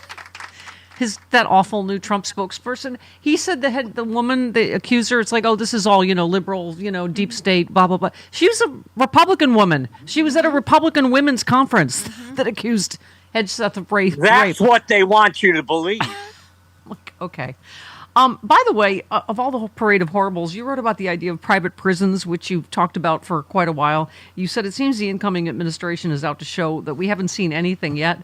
The universe of corruption and inhumanity that's about to unfold is beyond anyone's possible imaginings. The business of America is about to be prisons. Yeah, this whole mass deportation thing. You're right. Well, yeah, they're going to have to put these people somewhere. Right. And I know that Stephen Miller would like to build, stalags out in the desert in Utah or Nevada. But my fear is they're going to build a whole bunch of new prisons. Everybody's going to get rich. And then people are going to start dying of easily resolved medical complaints because nobody cares whether they live or die. Yeah. Yeah. Boy, this is fun. Wow. Oh, boy. Happy Thanksgiving. Yay. Super thankful for you, though. I really am. Happy Thanksgiving. All right. Love you, Charlie. See you. Hey, listen, happy holiday to you guys. Yeah. We'll see you next week. You got it. Week. Thanks, All Charlie. right, 46 minutes after the hour, this portion of the show brought to you by... Good morning, Glenn Kirshner. I wore my Justice shirt for you because in honor of your tweet, Fine American That You Are, you said Matt Gaetz is out. Now we brace to see who Trump next names a possible attorney general. But to be clear, this is the second loss for Trump after Rick Scott, Trump's pick for Senate Majority Leader, was rejected by Senate Republicans. Thank you. I will take every win we can get, Glenn, and this is why we should not feel powerless, right? No. You No, know- and I continue to try to highlight what I call the points of light. Now, there's lots of darkness and there's more darkness to come. But, Steph, there are points of light. And I never in a million years thought I would talk about Senate Republicans being one of those points of light. But, listen, they have twice rejected Donald Trump right out of the blocks. Donald Trump wanted Rick Scott as Senate Majority Leader. They said, "Oh, heck no!" And he came in dead last in a three-man air quotes race. Right then, he puts Matt Gaetz up as Attorney General, and there were behind the scenes, maybe anonymous, maybe off the record, as many as 30 Republican senators who were like, "Oh, heck no! Oh, hell no. That's Yeah. two direct losses Yeah. out of the blocks for Donald Trump." 2 weeks after the courtesy of election. Senate Republicans, right? Well, listen, now they've been reelected, so maybe they're less concerned about alienating Donald Trump's base and more concerned about protecting their own dang constituents. Yeah. Yeah, you said it in this tweet, the light will come again. We're going to Gloria Estefan coming out of the dark. Write it down. It's going to be our new opening in whatever, couple years, 4 Really? years, something. Okay, Glenn. Isn't that a little bit downcast? Let's talk about this. Clearly, this report, I'm sure, is damaging AF. Or they would have released it. I mean, clearly it was either about to be released. Scott Dworkin said someone still needs to leak the Gates report so we can see every hideous thing Republicans tried to cover up. I mean, talk about egg on your face. Very expensive eggs. Very expensive eggs. That they went to bat for alleged sex trafficker rapist. Like they went to bat for him. Right. So your thoughts on that? Yeah, so I hope we see the report, too, because it's kind of a little bit of governmental insanity that you have an institution of government that has all of this allegedly damning evidence about misconduct by a member of Congress who was nominated to be AG, who may very well land in a position in the Trump administration in the future. And yet the House of Representatives is going to bury that from the American people and continue to pull the wool over the eyes of the American people about one of their own government officials and why he's disqualified from, serving anybody and being installed in any position. That to me is just like governmental obscenity. Yeah, no, agreed. And can I just say, as you know, I got off the Merrick Garland train quite some time ago. But our friend Dean Obadala said, as you hear all the evidence about Matt Gaetz and ask why wasn't Gaetz criminally charged by the DOJ, the answer is Merrick Garland. Again, Garland is the worst AG in our lifetime. John Fugelsang said Matt Gaetz has now removed more criminal insurrectionists from Congress in one day than Merrick Garland did in 4 years. I've heard I tried to give him the benefit of the doubt as long as I could, but oh my God, the fact that he prosecuted Hunter Biden for stuff people never get prosecuted for. And I don't know. I understand. I've heard the things like, witnesses, but as you always say, Glenn, in a criminal trial, it's not generally Boy Scouts and Girl Scouts that testify against crooks, right? Yeah. It actually, looking back, does feel like there were political calculations potentially going on. I'm not going to accuse the Department of Justice of that, but when we look back in recent years, Steph, they prosecuted Democrat Senator Bob Menendez, the Democrat son of a Democrat President, Hunter Biden. They've indicted Democrat Representative Henry Cuellar out in Texas. They indicted a Democrat mayor of New York City. And yet how many Republicans, including those Republicans who asked for pardons because they knew they'd committed crimes on and around January 6th, and they wanted to get away with those crimes, how many Republicans have been held accountable for their crimes? Matt Gaetz, for example, very few, maybe George Santos. Yeah. So it doesn't, it actually, when you look at it as a whole, it does look political. It looks wrong.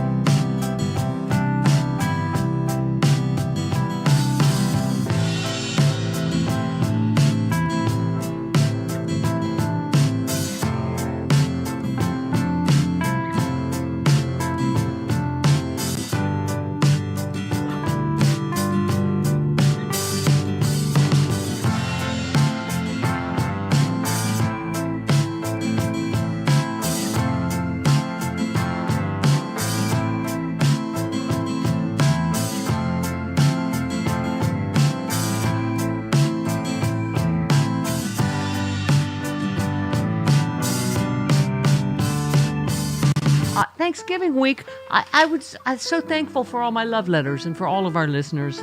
I'm very aware a lot of people are going through a lot of stuff because of this election. Just they have a lot of life stuff, and then they have a lot of political stress on top of it. Dancer says, Steph, love your show. Listen daily. I have for years. I'm a 72-year-old widow, and this election has broken me. I've been crying ever since Election night, I don't understand how. I hear all the excuses. I just don't buy it. I know we have racists here, but the willful ignorance and willingness to throw our daughters and those different than us to the wolves just breaks me. This time of year is especially difficult for me. I lost my husband years ago in late October, then lost my daughter in November years later after leaving me her 6-year-old daughter to raise. I also have a disabled veteran son that's angry about the election results. I'm taking a little while to step back. That's okay. You do what you need to do. Hang in there. We will come through this. Right now, we need time to heal after learning our neighbors are not the people we thought they were. We will rise to fight again. Right now, I'm just exhausted. It is okay wherever you are. You know, the holidays are here. If you need time to rest and recharge, then do that. One of the things we've been talking about.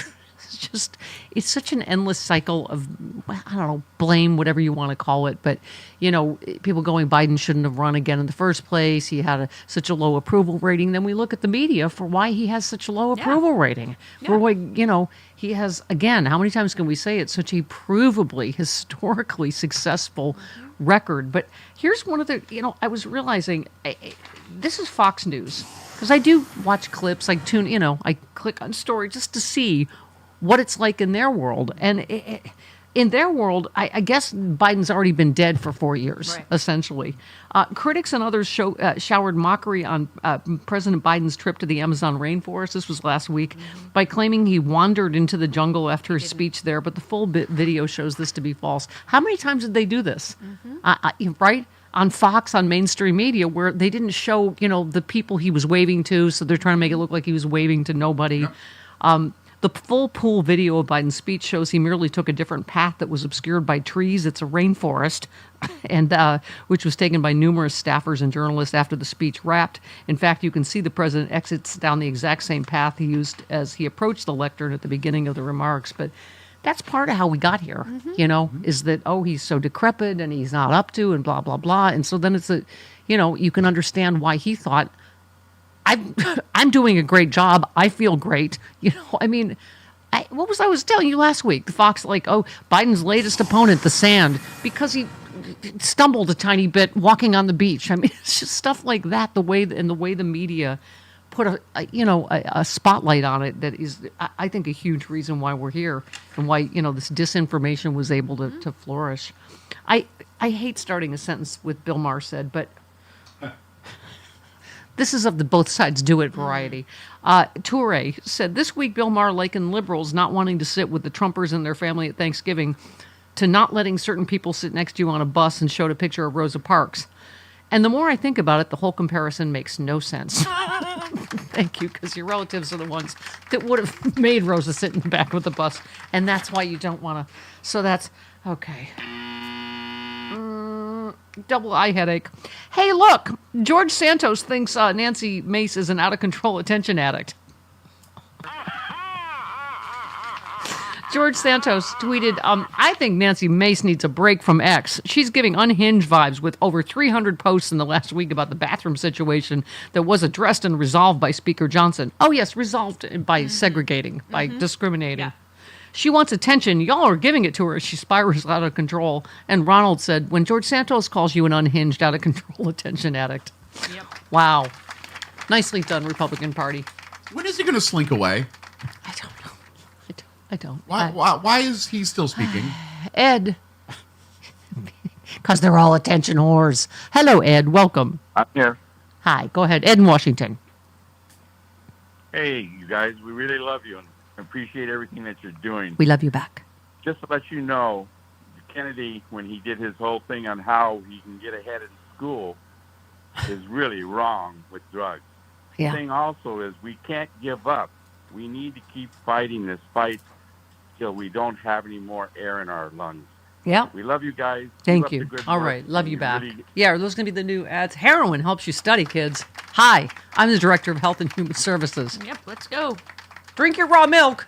Take your heroin. I just read something that raw milk, now, there's bird flu in raw milk in California. Yeah. Oh, fantastic. I wonder what that's going to do to the price of eggs.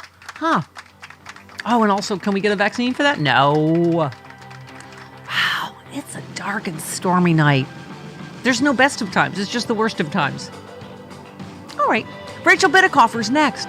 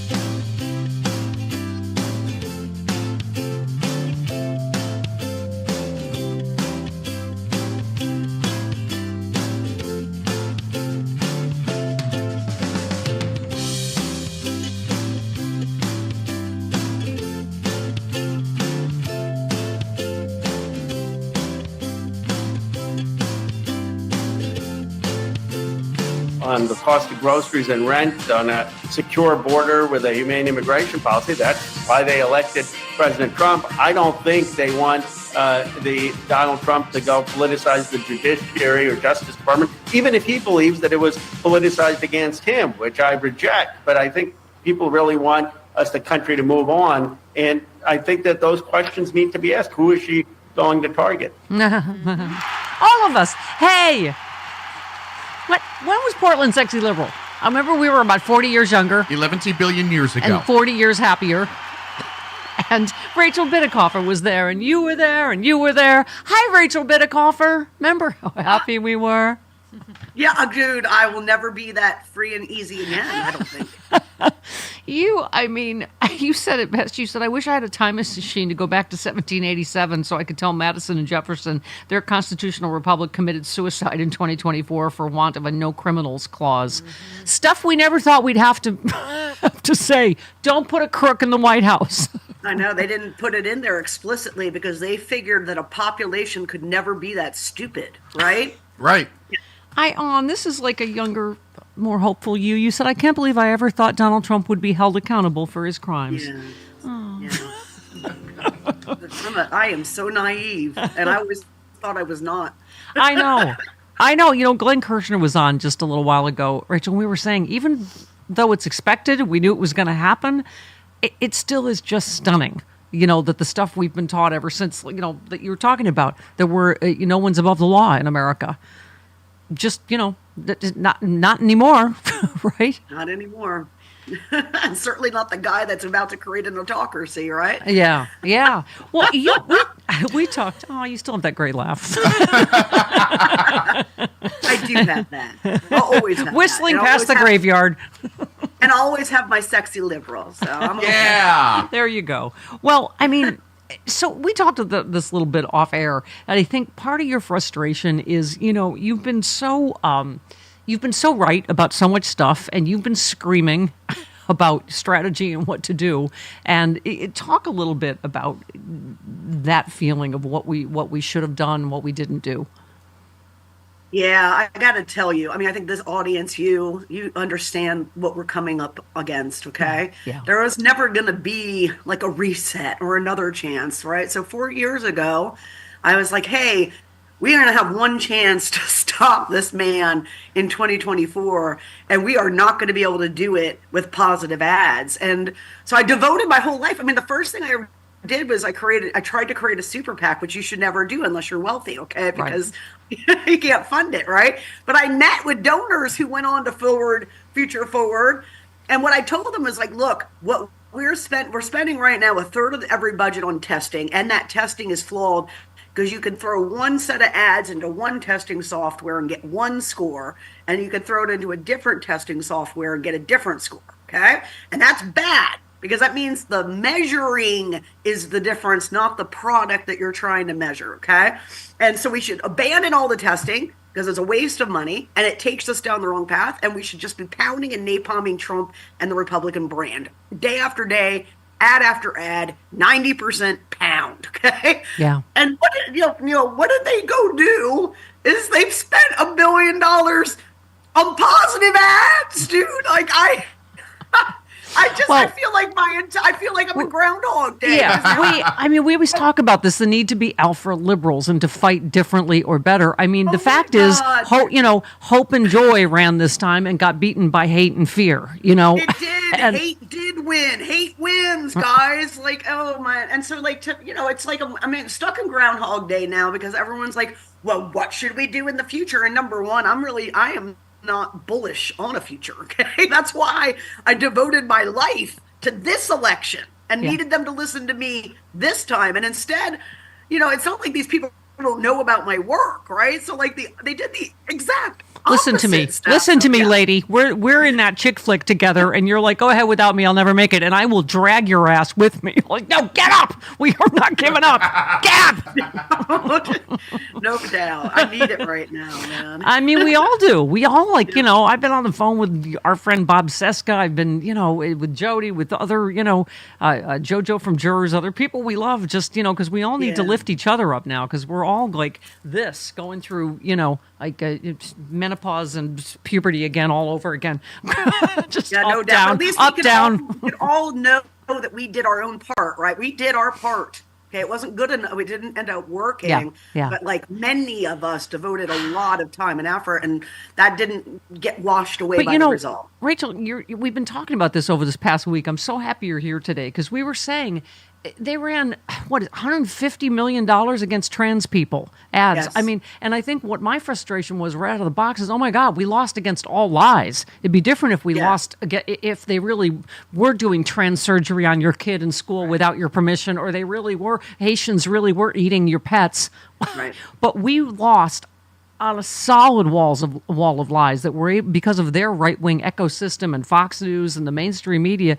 They were just because, again, Kamala Harris, we didn't run on trans people. They brought up the trans issue. No, that's right? exactly right. And it was always going to be that way. So like months ahead, when I started trying to pitch candidates, not long shot, some long shot candidates tried some stuff, okay?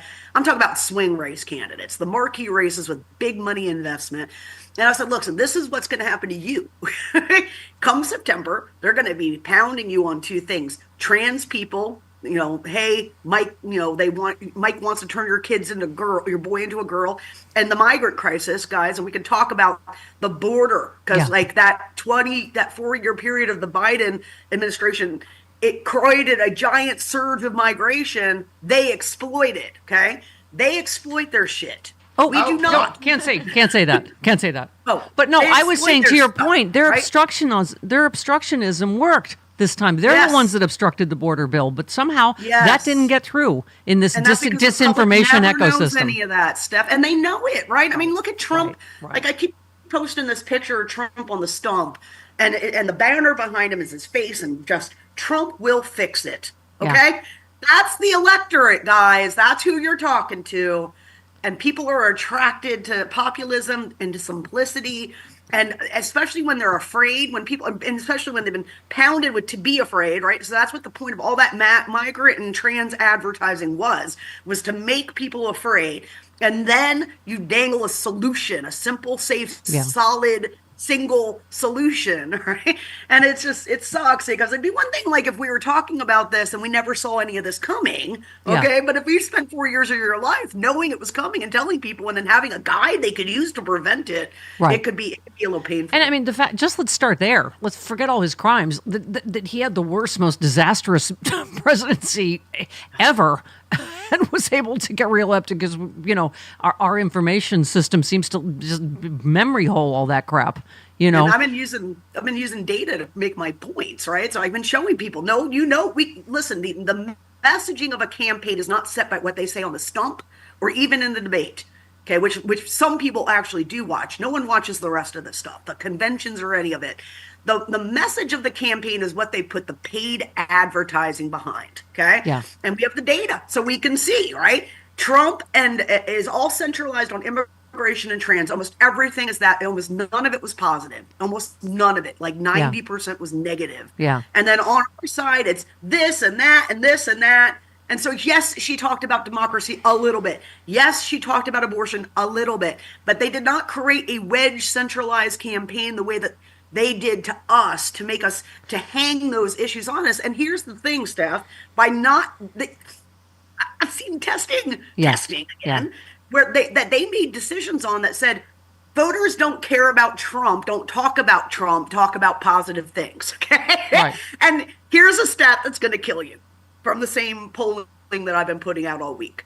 60% of swing voters said they had fond memories of the Trump years. Okay.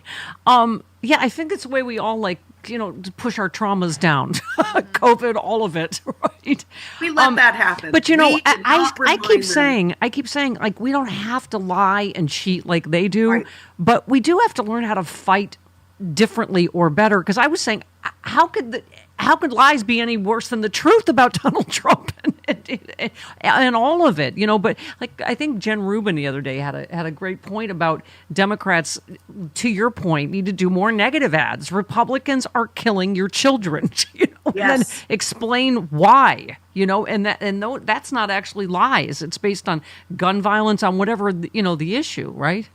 Yeah, look what they did with Lake and Riley. I mean, they lay the death of this one young girl in Athens, Georgia, where I did my PhD, who was jogging and murdered by an illegal immigrant. Okay.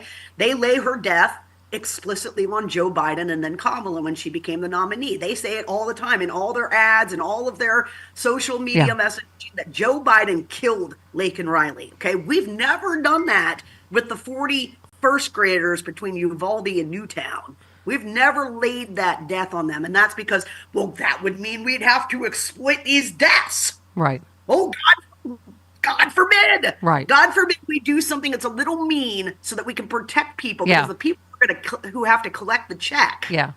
I love Michelle Obama, but I wish she'd never said that thing about let we go high. Because Democrats were already prone to do that.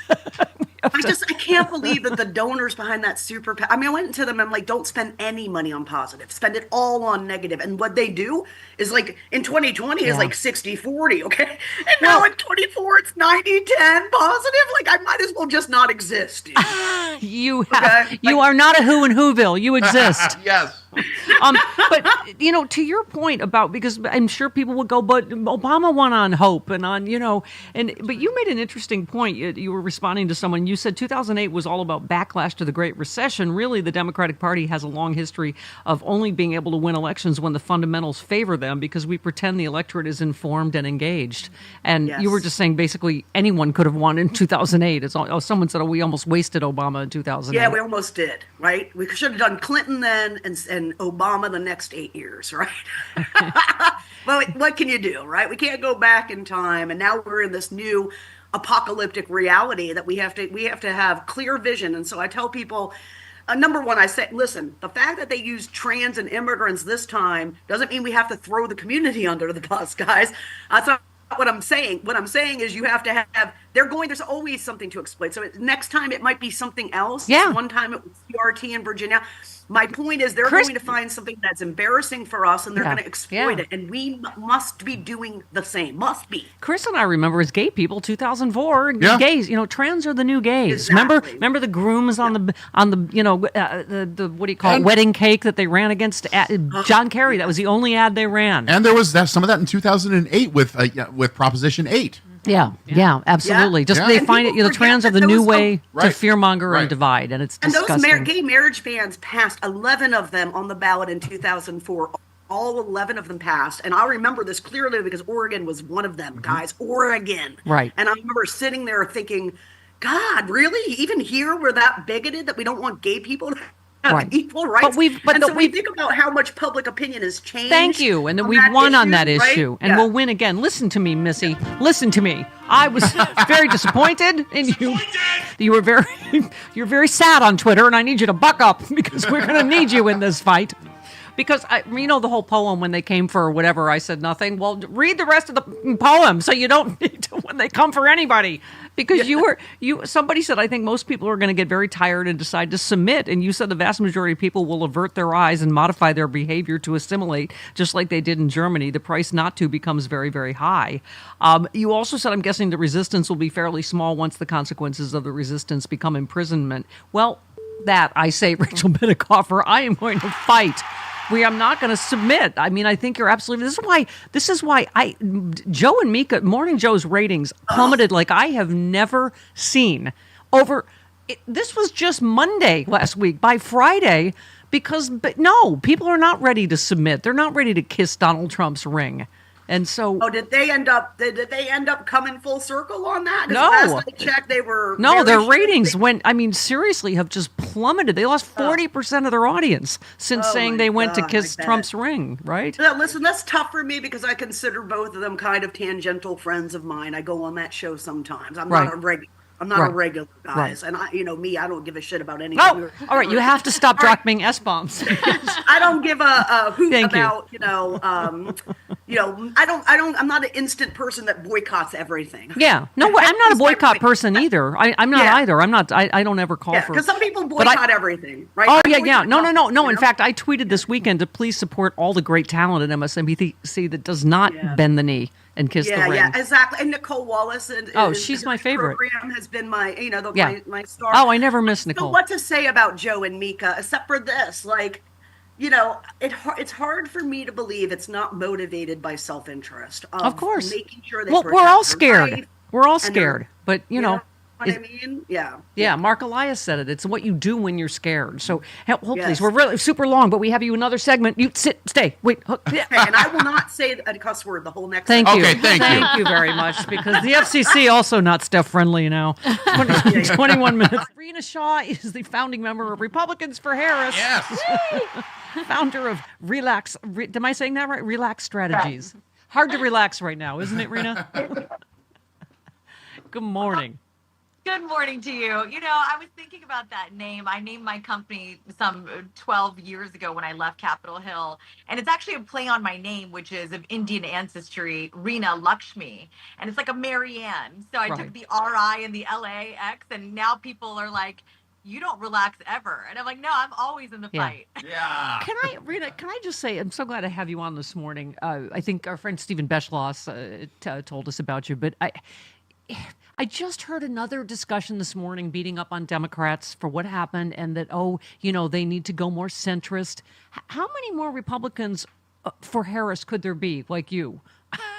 Do you know what I mean? Like, I wanted to get your take on these analysis, because every major and Republican that worked for Trump tried to warn America. Right? There was a lot of sounding of the alarms, right? And we thought it would work. We thought we could get through to people, particularly on the message of democracy. And then also going a step further for many of us who may be anti-abortion for ourselves. I'm talking conservatives, right? Republicans for Harris, who were supportive of the Harris-Walz ticket, who were supportive of Biden in 2020. For me, I can be anti-abortion for myself.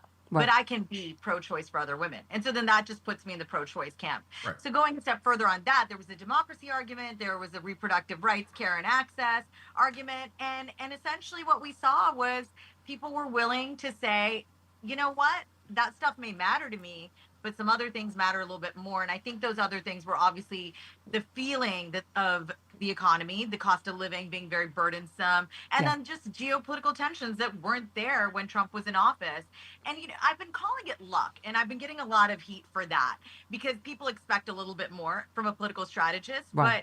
But when I try to tell people it's a duopoly we have here, you can go in and you can write your brother or sister in, but that's not going to do anything. Yeah. I tried with a third party in 2016. I was a top advisor and the chief spokeswoman for Evan McMullin.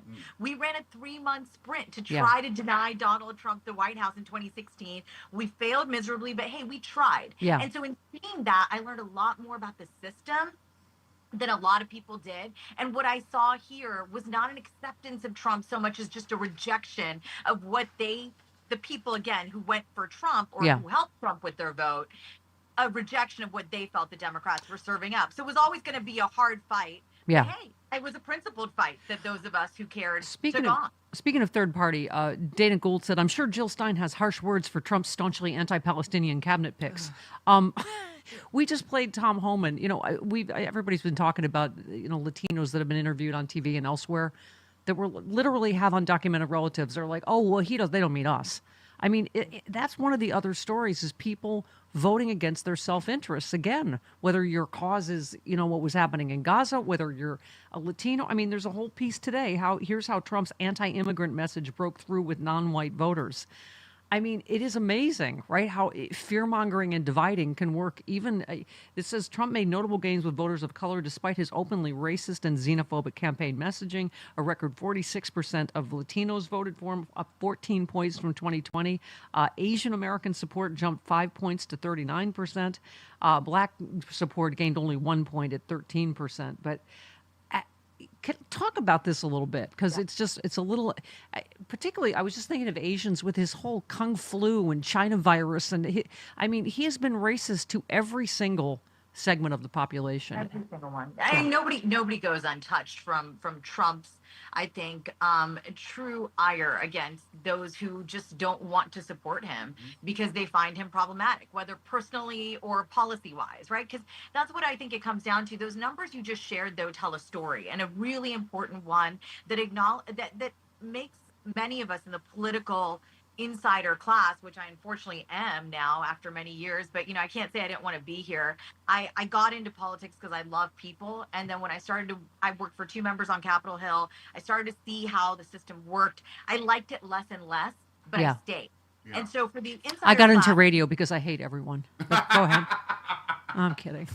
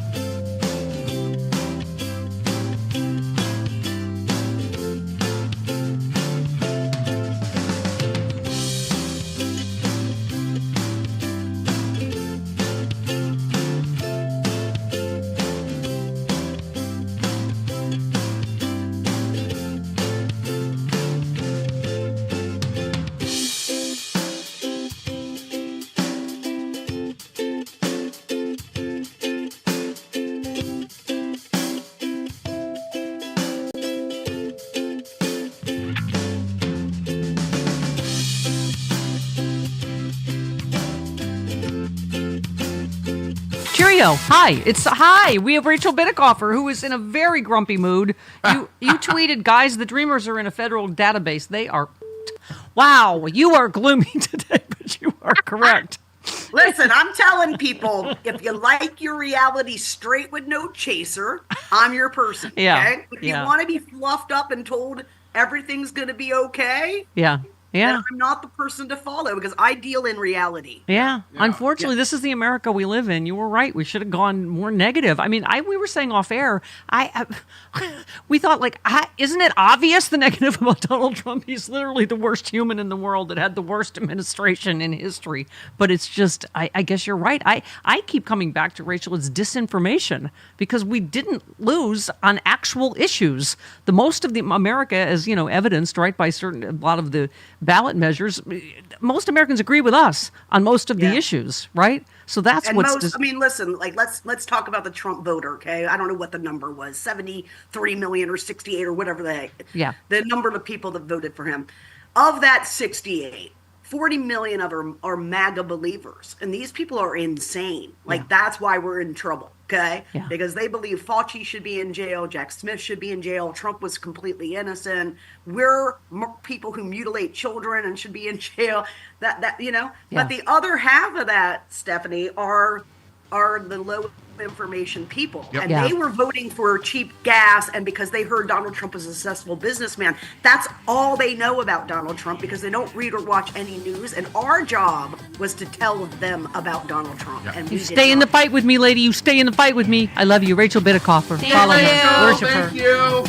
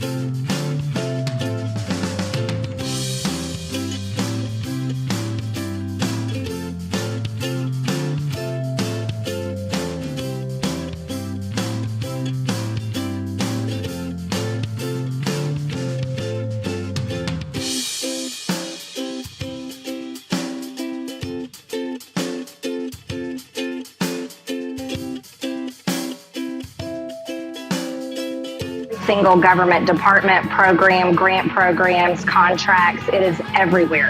And so when we look into a deep dive into this massive problem that's caused America to be $36 trillion in debt, we're going to have to go into all kinds of buckets. And that's how I'll be separating things on the Oversight Subcommittee on DOGE.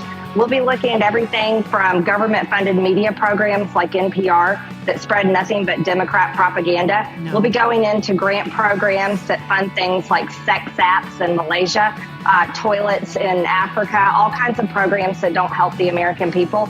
I want to talk to the people at the Pentagon and ask them why they can't find billions of dollars every single year and why they fail their audit. Wow, you know who's going to blow up the deficit? Donald Trump with the tax cuts for the rich again. Mm-hmm.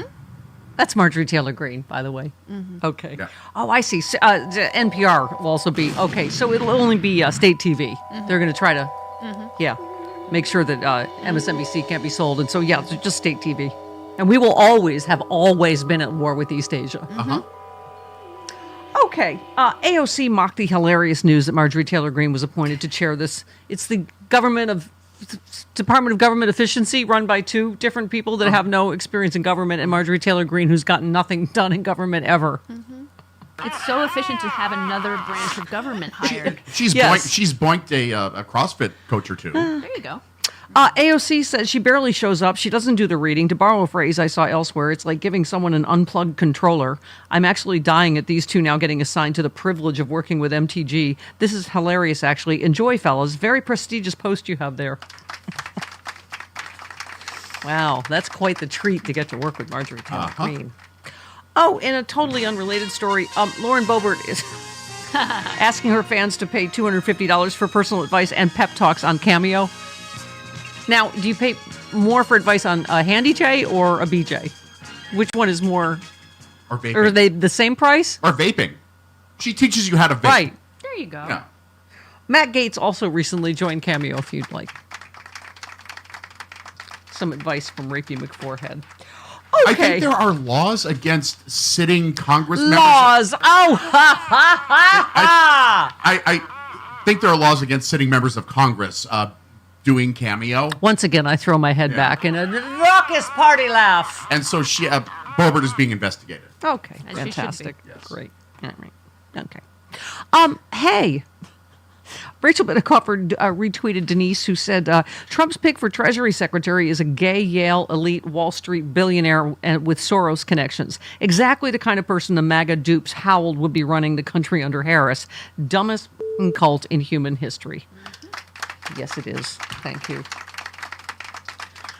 By the way, the people went, come at all these billionaires like Oprah and Beyonce. Really? Trump and Elon Musk are billionaires. What you meant is black ladies. Say what you meant to say. Black ladies. Scary black lady with two other black ladies. Sorry. Where was I? Oh, Tracy in Mesa, Arizona. Hello, Tracy. Hey, have I ever mentioned to you guys that I'm a professional bass player and singer? Yes, you have. I think. Yes, you have. Okay. Well, that I also had some music retail experience. And when these Trump guitars came out, I saw the price point, and I said, "There is no way those are made in the U.S." But people don't have any money. No kidding. They are not made in the U.S. But they are. I looked on the website, and they say that they're made from U.S. and international-made components.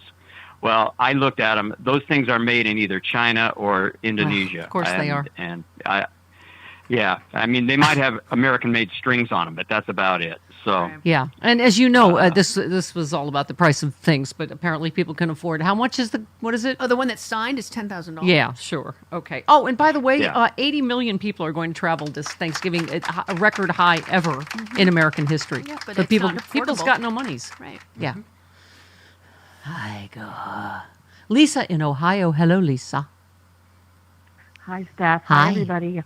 I just want to thank you for all that you've done to help me get through some of this garbage that has happened. And I have so many points, but I want to say I do not want to hear. I'm tired of hearing any Democrat in leadership say, "Well, they cared about the price of things," because they're still angry. Yeah. They got their But I said, guy. why are you all still mad? Why are you all still being, on Twitter or wherever to people? Like, shouldn't you be? They're like, horrible. Yeah.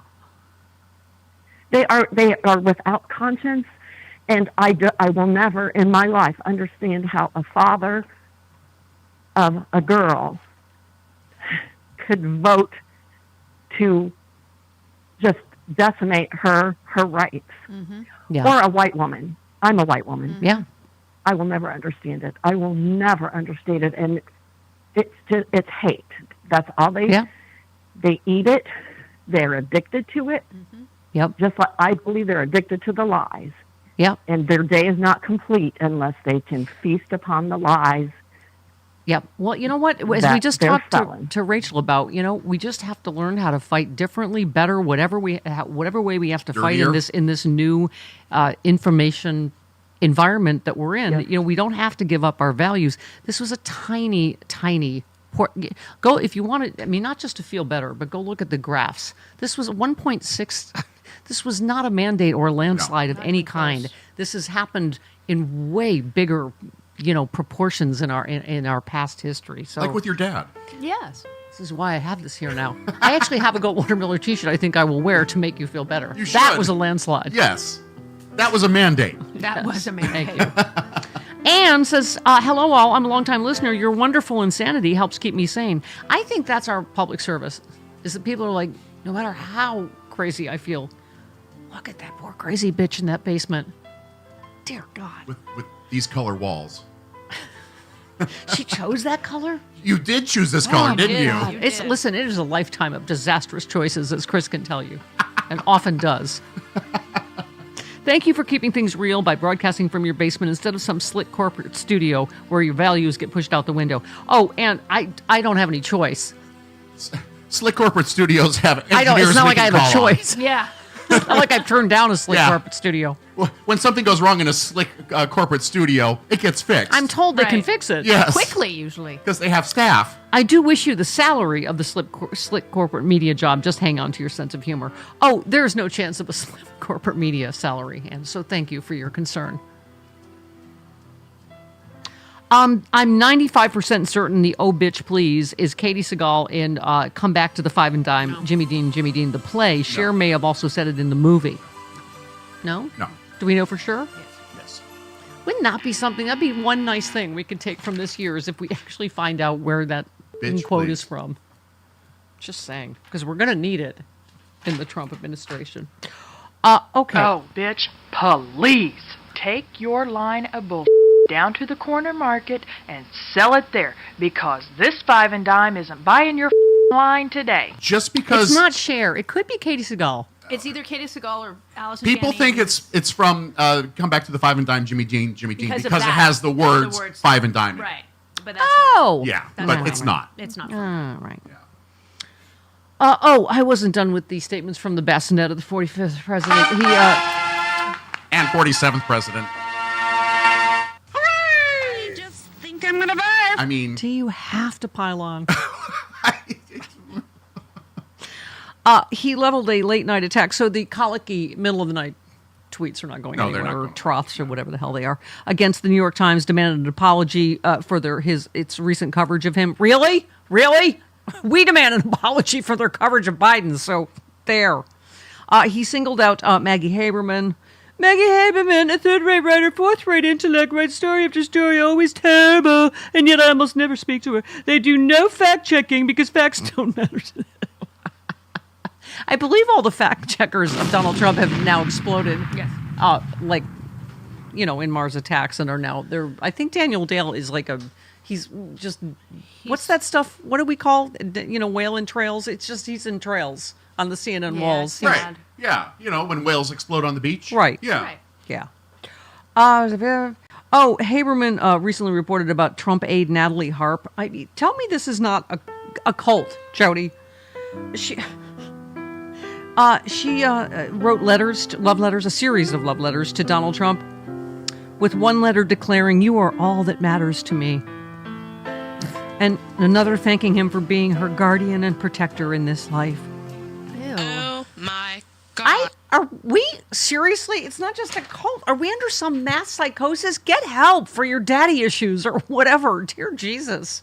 She wants the to be his rapist. fourth You wife. wrote to the rapist. Pardon me. She wants to be his fourth wife. God. All right. Where am I? Blah blah blah blah blah blah. Oh, Bill in Jersey. Hi, Bill. Hello, Bill. Bill in New Jersey. We can hear you breathing. Bill in New Jersey. Okay, let's try Dean in Oregon. Hello, where Rachel Bittercoffer hails from. Hi, Dean. Hello, Dean. Hello. Hi, go ahead. Hey, I was there September 7th for your great show in Portland Thank you. and loved everybody. I could not believe Frangela's turning black bit. That was just remarkable and funny. Yes, they are magic. Anyway, since then, I had a little problem. My defibrillator kicked in. Oh, no. Uh-oh. And sent me to the hospital, and they put 2 stents in my aorta. So I'm back and feeling great. Oh, and good. Loving your show, as always. Thank you, Dean. Can I do a bit of B-level comedy? Sure. Oh, absolutely. That would be an upgrade for us. Go ahead. Yeah, we're usually D. Hello. Hello. Go ahead, Dean. Okay. I have a Dick Cheney autograph model defibrillator. Mm-hmm. I'm, of course, not sure why they call it a defibrillator because it hasn't kept either of us from fibbing. Oh, my gosh. Dean, that is fantastic. Dean will be here literally all week. Try the vegan veal. He's What? a dad, isn't he? That was a Yeah, dad joke. it's a dad joke. Yeah. That's all right. I liked it. Okay. Vice President Kamala Harris is potentially eyeing a second attempt at taking the White House, according to Politico. They are saying she wants to keep her options open, whether presidential run or run for governor here in California. And do you know what? To which I say, good, Jody. I'm so tired of this, people just automatically going, oh, we can't do that again. When how many men have run before?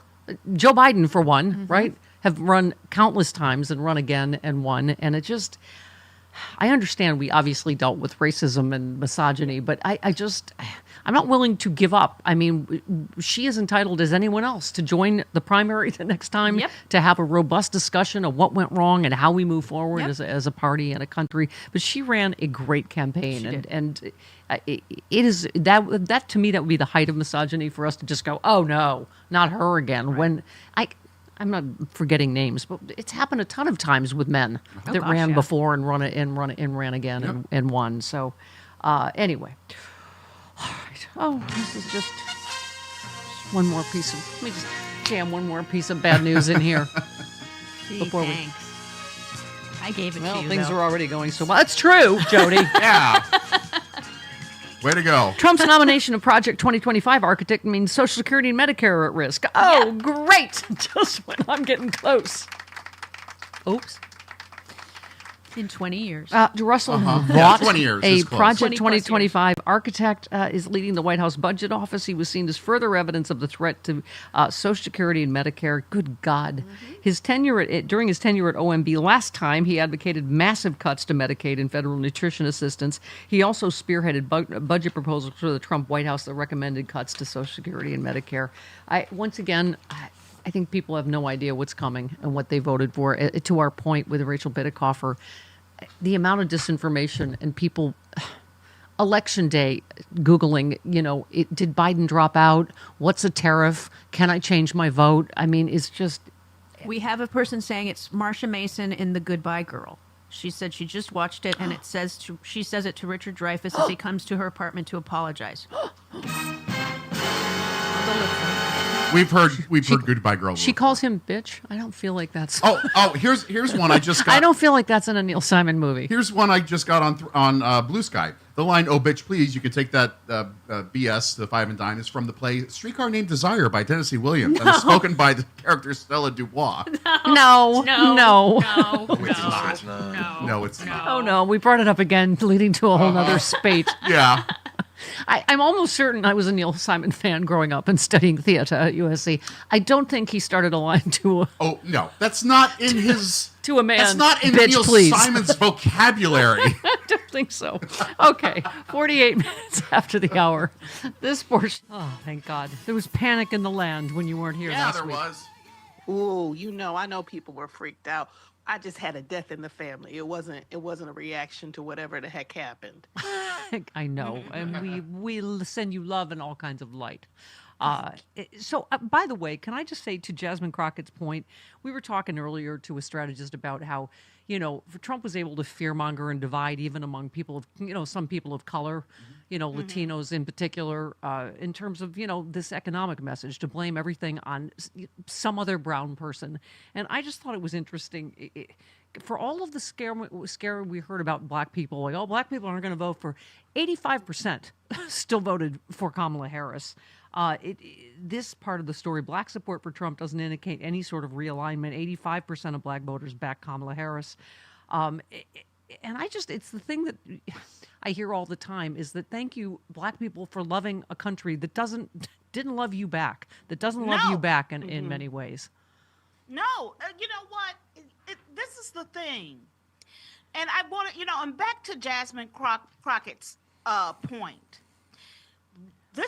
We as black women have mammied this country. We have raised children. We have wet nursed children that weren't ours.